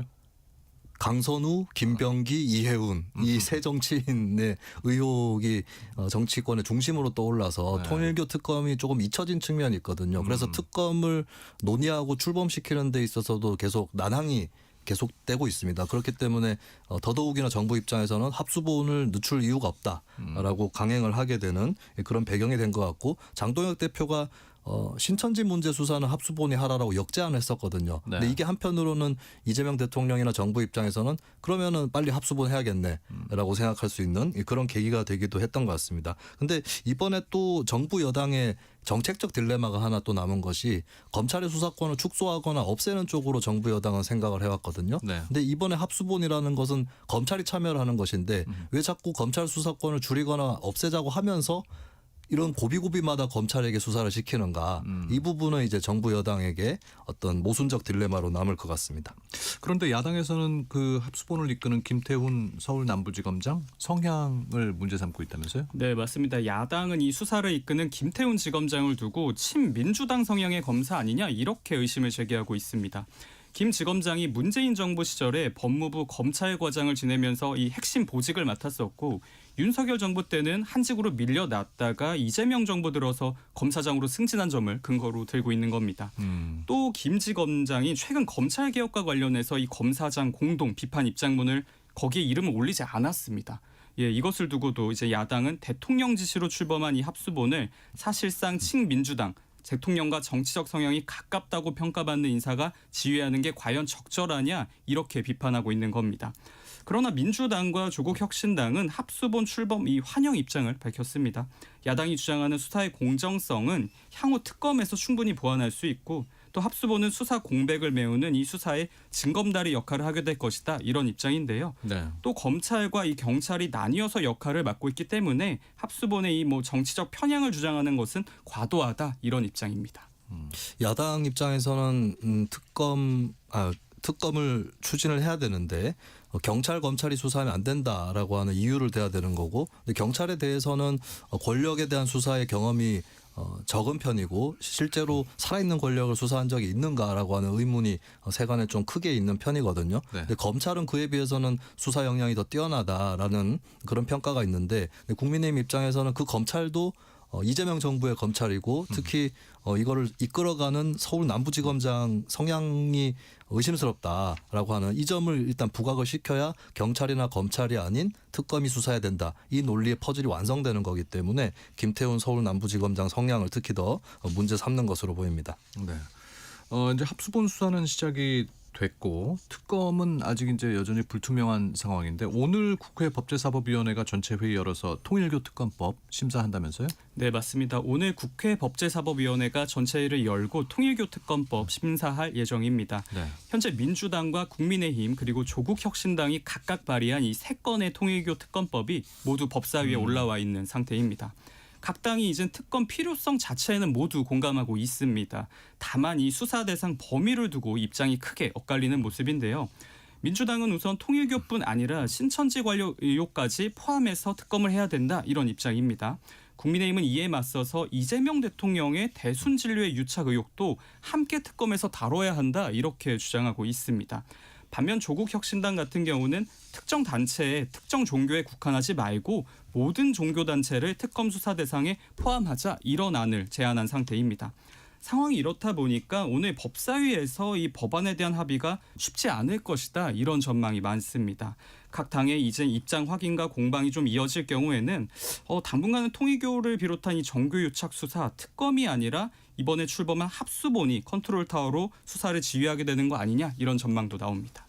네, 특검 대상을 놓고 민주당 국민의힘이 옥신각신을 하고 있는 게 국민의힘에서 통일교 특검 하자라고 하니까 민주당에서 받고 신천지 더를 불렀고 그다음에 국민의힘이 받고 대순 진리회 더 이렇게 불렀거든요. 네. 이렇게 계속 가게 되면은 이거는 협상에 난항이 생길 수밖에 없다라고 보는 거고 그렇다면 결국에 현재 의석분포상 민주당 단독으로 법안 통과가 가능하기 때문에 민주당하고 조국혁신당 정도의 주도로 특검을 또 강행을 해서 그 법안이 통과가 되는 것 이것이 좀 가능성이 유력해 보이는데요. 또 하나의 변수는 국민의힘에서 여권 인사들 강선호 의원이나 김병기 의원에 대한 특검도 강조를 하고 있거든요. 네. 이것은 또 어떻게 작용을 할 것인가. 결국에 올해 정치 키워드도 특검이다. 이렇게 요약을 해볼 수 있겠습니다. 이재명 대통령 중국 상하이 프레스센터에서 열린 기자간담회에서 한한령 해제와 관련해서는 시진핑 주석이 조짐이 아닌 명확한 의사표시를 했다면서 조금씩 단계적으로 원만하게 협의하겠다라고 밝혔습니다. 시 주석에게는 한반도 문제에 대해서 중재자 역할을 해달라고 요청했다고도 이재명 대통령이 밝혔습니다. 여의도 현미경 박성희 시사저널 기자 김수민 시사평론가와 이야기 나눴습니다. 고맙습니다. 감사합니다.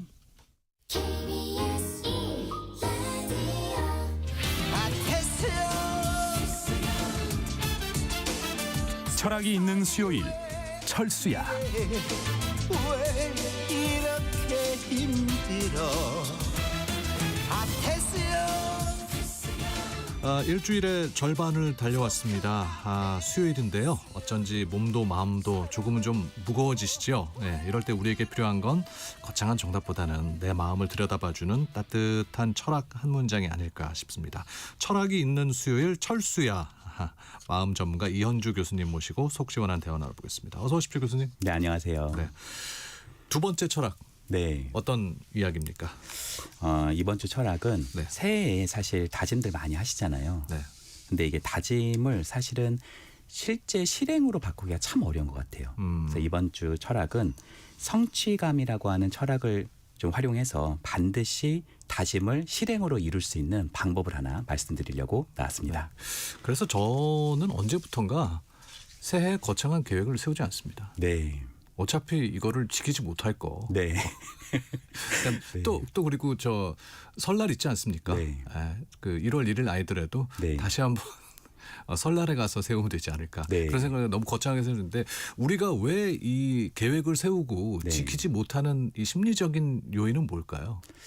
사실 저도 다이어트를 하려고 줄넘기를 하나 지금 장만했거든요. 네. 근데 지금 한 달 정도 제가 아직 안 쓰고 있는데 봄이 오기를 아직 기다리고 있는 중입니다. 쉽지 않은 것 같아요. 봄이 되면 또 여름이 오길 기다리는 거 아닙니까? 네. 이게 왜 그러냐면은 혹시 진행자님 우리 마음에는 마음의 회로라는 게 있습니다. 아주 간단하게 얘기해 보자면 이걸 ABC라고 하거든요. 네. 어렵지 않으니까 우리 애청자분님께서도 한번 적용해 보시면 좋을 것 같아요. 이 A가 뭐냐면 액추얼 이벤트라고 하는 선행하는 사건을 말합니다. 어떤 선행하는 사건이 있다는 거고요. B는 빌립 시스템이라고 그래서 생각하는 어떤 시스템에게는 우리에게는 있다는 거고요. 예. C는 콘시퀀스라고 그래서 결과 및 반응이다 이렇게 볼 수 있습니다. 어려울 것 같지만 아주 쉽습니다. 네, 아직 선뜻 이해가 잘 안 가는. 네네. 한번 설명해 보자면은 예를 들어서 내가 아침형 인간이 되어야겠다 이렇게 결심을 한 거예요. 왜냐하면 내가 항상 늦게 일어나니까. 근데 내가 이제 누워서 유튜브를 보고 있는데 어떤 사람이 나랑 비슷한 나이대에 있는 사람이 나와가지고 자기가 아침형 인간이 돼서 얼마나 자기 인생이 바뀌었는지를 막 설명을 하는 겁니다. 네. 한 15분쯤 보면 속이 뒤틀리잖아요. 자기는 누워서 이제 보고 있는데 그럼 무슨 생각이 드냐면 야 이현주 너 내일 만약에 5시에 못 일어나면 성을 갈자 이렇게 하고 이제 자는 거예요. 네. 그러면 일찍 일어날까요? 아니면 일찍 못 일어날까요? 저 같으면 일찍 일어날 수 있을 것 같아요. 그래요. 네, 저는 쉽지 않더라고요. 못 일어납니까? 스트레스 받아가지고 더 늦게 일어나죠. 오, 그래요? 네, 왜냐면은 너무 그것 때문에 스트레스가 받은 거예요. 그럼 만약에 더 늦게 일어났다고 생각을 해보죠. 이게 선행하는 사건입니다. A입니다. 내가 늦게 일어났죠. 그럼 B, 생각하는 시스템이 무엇이 작동되냐면 아유, 내가 그러면 그렇지 뭐 이런 생각이 들기 시작하는 겁니다. 네. 그러면 C는 뭐가 되냐면 새해 다짐을 적은 다이어리를 점점 안 보게 되죠. 아침형 인간이라는 다짐을 했던 것도 까먹게 되죠. 예. 그러면 다시 A가 어떻게 되냐면 더 늦게 일어나죠. 이것이 반복돼서 회로가 얽히고 설킬 수 있다 이렇게 말할 수 있다는 거죠. 그리고요 이런 반복된 실패로 인한 독이 있는데 그것은 바로 무기력감이라고 표현을 합니다. 그래서 제가 좀 말씀드리고 싶은 건 아까 진행자님께서도 너무 과한 그런 다짐하지 않는다고 하셨잖아요. 네. 정말 잘하시는 거고요. 사실 너무 큰 변화는 반드시 반작용 부작용이 있다라고도 말씀드리고 싶습니다. 아니 우리가 그 뭐 초등학교 다닐 때 어렸을 때 보면은 그 일일 계획표 방학 때 세우지 않습니까? 근데 네. 너무 촘촘히 막 거창하게 세워놓다 보면은 지켜지는 게 별로 없더라고요. 그렇죠. 네. 근데 또 그렇다고 해서 자포자기할 건 아닌 것 같습니다. 나는 왜 이럴까? 예, 뭐 굳이 그렇게 자책할 필요는 없는 것이겠죠. 그렇죠. 사실 제가 좀 말씀드리고 싶은 건 시도는 그 자체로 큰 가산점이라고 생각해요. 그리고요. 어떤 걸 해봤는데 잘 안 되었다면 반드시 거기에는 이유가 있는 겁니다. 네.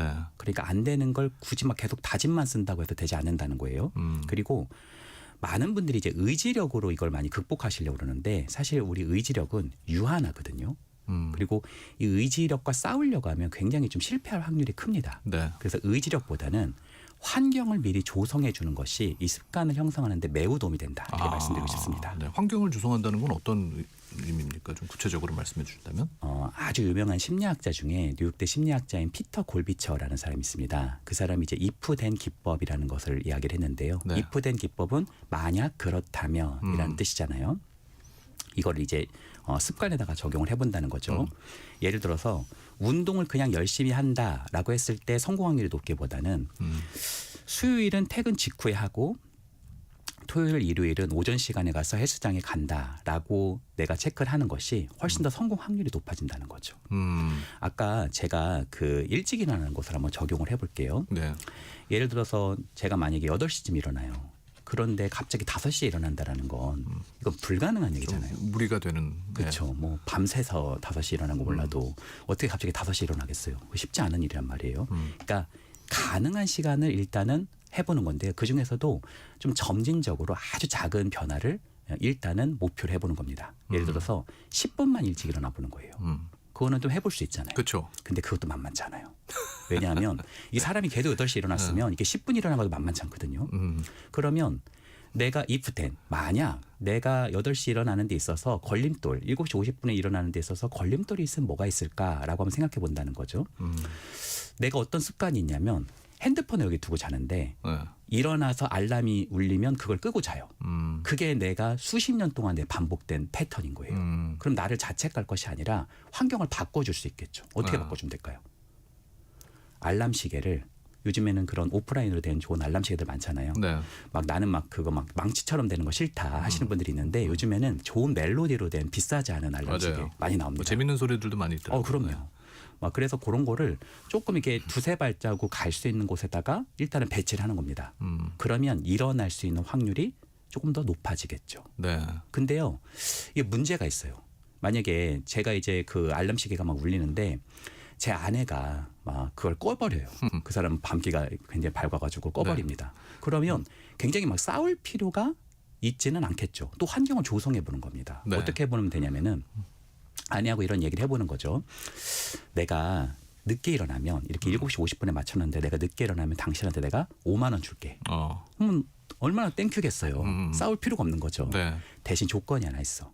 5분까지는 이 알람 시계 울리는 5분까지는 당신이 끄지 마. 만약에 5분까지 당신이 끄면은 당신이 나한테 5만 원 주는 거야. 그럼 아내는 솔직히 손해볼 거 없단 말이에요. 네. 안 끄기만 하면 되니까. 5분까지 어떻게 안 꺼요? 그래도 5만 원이 걸려 있으니까. 그래서 아내도 어떻게 보면 협조자로 만든다는 거죠. 네. 그럼 내가 그 알람 시계에 가서 어떻게 보면 끌 수 있게끔 만드는 환경을 조성할 수 있는 거죠. 그거는 일찍 일어날 수 있는 확률이 또 올라간다는 겁니다. 네. 근데 나는 알람 시계를 끄자마자 또 가서 자요. 그럴 수도 있잖아요. 그렇죠. 그거를 방지하기 위해서 어떻게 하면 될까? 접시를 이렇게 떠가지고요. 이건 실제로 제가 상담에서 쓰고 있는 방법입니다. 네. 접시를 떠서 두 개로 눈을 이렇게 두 손가락으로 눈을 찍어서 눈에다 바른다는 거죠. 그러면 눈이 조금 떠지잖아요. 앞에다가는 좀 뜨뜻한 물 같은 걸 하나 갖다 놓으면 오히려 물 한 잔을 들이킬 수 있고 내가 좋아하는 음악을 좀 틀을 수 있는 것을 앞에다가 조성해 놓으면 그것을 좀 틀을 수 있고 내가 커피를 커피를 쓴다고 하신다면 그거를 좀 할 수 있는 기구들을 미리 배치한다면은 조금 더 커피를 먹을 수 있는 그런 환경이 조성되고 이런 것을 하나의 연쇄망처럼 만들어서 조금씩 일어날 수 있는 환경을 조성해 나가는 것이 if-then 기법의 핵심이다. 이렇게 말씀드리고 싶습니다. 아까 눈에 이렇게 묻히라는 거는 그 물 옆에 두고 좀 눈 떠질 수 있도록 그렇게 하라는 말씀인 거죠? 네. 네. 접시물에다가 이렇게 두 손가락으로 찍어가지고 발라보는 건데요. 생각보다 굉장히 효과가 좋습니다. 그래요. 네. 네. 2910님 알람 시계를 10분 단위로 안 하고 7시 11분, 7시 17분 이렇게 해요. 그래도 끄고 자기는 합니다 하셨고요. 네. 4092님 반갑습니다. 그래서 저는 새해고 언제고 아무런 다짐도 목표도 세우지 않고 있습니다. 저랑 비슷하시네요. 근데 뭐 이렇게 작심삼일도 10번 하면 한 달이라는 말도 있듯이 교수님 말씀대로면 좀 작은 성공이 누적 되면은 좀 가능하다는 말씀이신 거죠? 그렇죠. 사실 이게 이제 분명하게 우리가 좀 이렇게 짚어볼 수 있는 게 뭐냐면은 성공과 성공 경험이 다릅니다. 그러니까 성공이라고 하는 것은 내가 혼자 성공했다고 여긴다고 성공이 되는 게 아니에요. 예를 들어서 내가 토익 점수를 500점을 맞았어요. 와, 성공했다. 그렇게 할 수가 없죠. 왜냐하면 토익에서 성공하려면 최소 800점, 850점 그렇죠. 그런 정도를 맞아야 누가 봐도 이게 성공이라고 봐야지 성공이잖아요. 네. 근데 이게 어린 애들은 작은 성공을 해도 부모님들이 성공이라고 많이 봐줘요. 예를 들어서 어린아이가 걸음마를 했는데 너 왜 그밖에 못 걷니? 이렇게 안 한단 말이에요. 그런데 아이가 커면 클수록 또 성이 되면은 성이 될수록 작은 성공들을 한다고 해서 성공이라고 바라봐 주지 않거든요. 그러니까 우리가 삶을 살면서 성공을 마주할 수 있는 그런 확률이 굉장히 적어집니다. 큰 승진을 했을 때, 뭐 내가 뭐 주식을 해서 굉장히 그게 올랐을 때, 뭐 내가 뭔가 엄청난 무슨 성취를 해가지고 영어의 어학 점수가 굉장히 늘었을 때, 그건 굉장히 특이한 일이란 말이에요. 그래서 저는요, 성공이 아니라 성공 경험을 쌓는 것을 말씀드리고 싶습니다. 네. 성공 경험은 소위 성공 경험이라고 하는 것은 정신 승리라고도 하죠. 그러니까 자기가 실제 성공한 게 아닌데도 불구하고 성취감, 성공에 대한 느낌을 계속 쌓아나간다는 것을 의미합니다. 그러니까 그게 이제 또 다른 도전을 불러일으킬 수 있는 그런 원동력이 되는 것 같아요. 그렇죠. 성공 경험이라는 거는. 그렇죠. 그러니까 내가 만약에 10분씩 일어나서 뭐 대단한 일이 일어나진 않겠죠. 그럼에도 불구하고 내가 10분씩 계속 일찍 일어나는 것을 누적해 나간다라고 하는 것은 내가 계획한 것을 반드시 이루는 것을 내가 몸으로 체험한다는 거란 말이에요. 그 느낌은 내가 정말 앞으로 더 나아질 수 있는 토대를 쌓아나가는 물결을 만든다고 말씀드릴 수 있는데 그건 바로 뭐냐면 나도 해낼 수 있다라는 느낌. 나도 해낼 수 있어. 내가 조금씩 일찍 일어나고 있다라는 그 느낌 자체가 실제 우리 변화에 선제하는 굉장히 중요한 동력이라고 말씀드리고 싶습니다. 근데 이제 내 스스로는 이렇게 지금 앞에서 말씀해 주신 방법대로 이렇게 다스릴 수 있어도 요즘 SNS들 많이 하시잖아요. 다른 사람이 정말 우리 이제 갓생쇼라고 우리는 스스로를 외치고 있는데 열심히 살아가는 모습들 보면서 이제 거기서 또 느껴지는 뭐 소외감, 약간 박탈감 이럴 때는 나의 마음을 어떻게 또 다스려야 할까요? 그러니까 저는 그래서 성공보다 성공 경험이 참 중요하다고 생각해요. 왜냐하면 SNS를 보면 진짜 성공한 사람들이 너무 많잖아요. 게다가 막 굉장한 성공한 사람, 뭐 셀러브리티는 그래도 그나마 괜찮아요.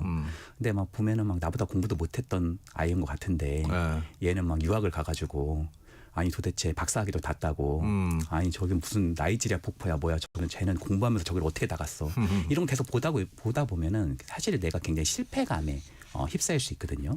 그래서 성공 경험은 성공과는 다르게 나의 이전과 오늘로 평가하는 일이고요. 성공 경험은 오로지 나에게 집중할 수 있는 그런 시간 또 경험의 시간이라고 말씀드리고 싶습니다. 네. 이제 그렇다면 구체적으로 우리가 성공 경험을 할 수 있어야 하는데 그러려면 뭐 어떤 방법이 있을까요? 좀 팁을 알려주신다면. 한 가지 팁을 좀 말씀드리자면은 지금 아마 2026년 다이어리 지금 사신 분들 많으실 거라 생각합니다. 그리고 2025년 다이어리는 지금 온데간데 사라진 분들 많으실 거예요. 일단은 두 개 다 꺼내시는 거예요. 그러신 다음에 2025년을 보시면 못 이룬 목표가 많은 것을 아마 보실 겁니다. 저도 진행자님 원래 5시에 일어나기가 제 목표였습니다. 아니 교수님 근데 정말 아침에 잘 못 일어나시나 봐요. 저 못 일어나요. 잘. 5시에 일어나기 목표였는데 제가 집에 고향집에가 시골에 있어요. 근데 그 고향집에 이제 제 짐이 거기 이제 있는데 2000 몇 년 달이었나? 2003년 달이었나? 아무튼 꽤 오래된 다이어리에도 보니까 5시에 일어나기가 적혀 있더라고요. 그래서 제가 5시에 일어나기는 좀 포기했습니다. 아니 학창 시절에 저 수험생 생활할 때는 그때도 마찬가지셨어요. 아침에 잘 못 일어났어요. 그때도 막 그렇게 일찍 일어나지 못했던 것 같아요. 네, 그냥 그때는 지금보다는 좀 일찍 일어났던 것 같긴 한데 어쨌든 5시에 일어나기는 좀 힘든 것 같습니다. 그러니까 현실적인 목표가 되게 중요한 것 같고요. 그러니까 2025년 다이어리를 보면은 내가 되게 비현실적인 목표를 잡았구나라는 것을 보실 수 있을 겁니다. 그리고 10개의 계획을 막 세우시는 분들이 있으실 텐데 그거 싹 다 지우시는 겁니다. 지금 벌써 적으신 분들은 2026년 다이어리에서 10개 적으셨으면 9개 삭제하는 겁니다. 단순화시켜라. 네, 심플하게 하나만 집중할 수 있는 포커스하는 게 되게 중요할 수 있고요. 아까 진행자님께서 말씀하셨듯이 거창한 계획보다는 절대 실패할 수 없는 것을 하나를 완수해 보는 것을 누적해 나가는 거 매우 중요하다고 말씀드리고 싶습니다. 3531님 젊음이 좋네요. 나이가 드니까 알람보다 더 빨리 일어납니다. 일찍 자는 건 아닌데도 서너 시 되면은 일어납니다. 알람 꺼가면서 잘 수 있다는 게 부럽습니다 하셨고요. 저도 이렇게 나이가 드니까 눈이 빨리 떠지더라고요. 절로. 그리고 3253님은 계획이나 다짐이 소용없다는 것을 나이 듦에 따라 더욱 선명하게 느끼고 계시다고 그냥 부담 없이 그날 최선 다해서 열심히 살자로 변하더군요. 자기 합리화에 비겁한 건 줄 알면서도 마음 편하게 산답니다. 뭐 이거 비겁한 거 아니지 않습니까? 자기 합리화 이렇게 사시는 게 정신 건강에도 좋을 것 같은데. 그럼요. 그 인터스텔라의 명대사가 있잖아요. 그럼에도 우리는 답을 찾을 것이다. 늘 그랬듯이. 그러니까 중요한 건 꺾이지 않는 마음이라고 생각합니다. 나에 대한 어떤 좀 그 보상도 필요하지 않겠습니까? 아, 그렇죠. 잘했을 때. 네, 아주 정확합니다. 예를 들자면 내가 아침에 일어나서 뭐 다이어트를 하려고 뭐 푸시업 한번 한다. 내가 막 이런 계획을 세웠어요. 근데 한 번 해서 뭘 하냐? 아니에요. 한 번 한 것도 한 겁니다. 산책 5분 갔다 온다. 그것도 한 겁니다. 대신 음식물 쓰레기 봉투 버리고 오면서 산책 5분 한 걸로 퉁치자. 이건 안 돼요. 왜냐하면 미리 계획을 한 것을 반드시 실행한 것을 내 뇌에다가 각인시키는 게 중요합니다. 뇌는 안 속거든요. 네. 그러니까 산책 5분 하기로 했으면은 5분을 반드시 하게끔 하는 것이 매우 중요할 수 있고요. 만약에 내가 아침에 일어나서 독서를 10분을 했어요. 그럼 거기에다가 반드시 보상을 주는 거예요. 예를 들어서 뭐 되게 좋아하는 어떤 아침을 먹는다든지 아니면 커피를 좋아하면 그 이후에 커피를 한 잔 따라 마신다든지 저는 샤워하는 걸 참 좋아하거든요. 네. 그래서 아주 일찍 일어나지 못하더라도 너무 세세하게 교수님에 대해서 우리가 알아가는 것 같아요. 아, 그런가요? 네. 네, 저는 일어나서 작은 독서를 하고 샤워를 하는 게 저한테 좋은 어떤 보상인데 그런 보상 체계는 우리 뇌가 조금 더 일어날 수 있다는 느낌이 고통이 아니라 조금 더 해볼 수 있는 동기를 이끌어 나가는데 매우 도움이 된다 이렇게 말씀드리고 싶습니다. 네. 끝 질문으로 그러면 이제 작은 것이라도 성공 경험을 이제 누적해서 계속 쌓아라라고 말씀을 해주셨는데 네. 몸으로 누적해서 체험하는 게 이제 가장 중요하다는 말씀인 거죠. 결론은. 네, 맞습니다. 그러니까 이렇게 생각할 수 있어요. 아니 도대체 푸시업 한 번 해가지고 10분 일씩 일어나가지고 무슨 일이 일어나나. 나는 지금 그 정도의 문제가 아니다. 삶에 문제가 많다. 이렇게 생각하시는 분들이 계실 수 있어요. 저도 좀 그렇거든요. 네. 근데 중요한 건 뭐냐면 작은 습관 하나가 드는데 많은 연구들에 따르자면 한 66일 정도가 걸린다고 합니다. 근데요, 그 66일 정도의 실제로 훈련들을 제가 상담에서 많이 해보면 참 놀라운 게 있어요. 10분 일찍 일어나는 거잖아요. 근데 더도 말고 덜도 말고 10분씩 계속 일찍 일어나지잖아요. 그럼 사람이 한 2달 좀 넘어가면 조금 더 일찍 일어나고 싶고요. 일찍 일어나게 되면은 조금 더 내가 내 삶을 앞에 하루를 계획하게 되고요. 조금 더 나의 관리를 좀 하게 되고요. 햇빛도 쬐게 되고요. 내 삶의 변화가 조금씩 확장되는 그런 토대가 형성되는 건데 그것을 바로 모멘텀이라고 부릅니다. 이런 지점들이 많이 있으시기를 간절히 소망합니다. 네, 오늘 함께하시면서 우리 청취자 여러분들 용기 얻으셨습니까? 작은 성공 경험 실천해 보시기 바랍니다. 철학이 있는 수요일 철수야 여기까지 하겠습니다. 이헌주 연세대 연구교수와 함께했습니다. 고맙습니다. 네, 감사합니다. 오늘 세상의 모든 정보 윤인구입니다. 마무리하도록 하죠. 모바일 쿠폰 당첨자는 KBS 세상의 모든 정보 홈페이지 공지사항에서 확인하실 수 있습니다. 오늘 끝곡으로 김건모의 서울의 달 들으면서 저는 물러가도록 하겠습니다. 함께해 주신 여러분 감사하고요. 여러분의 내일을 기대합니다. 세상의 모든 정보 윤인구였습니다. 오늘 밤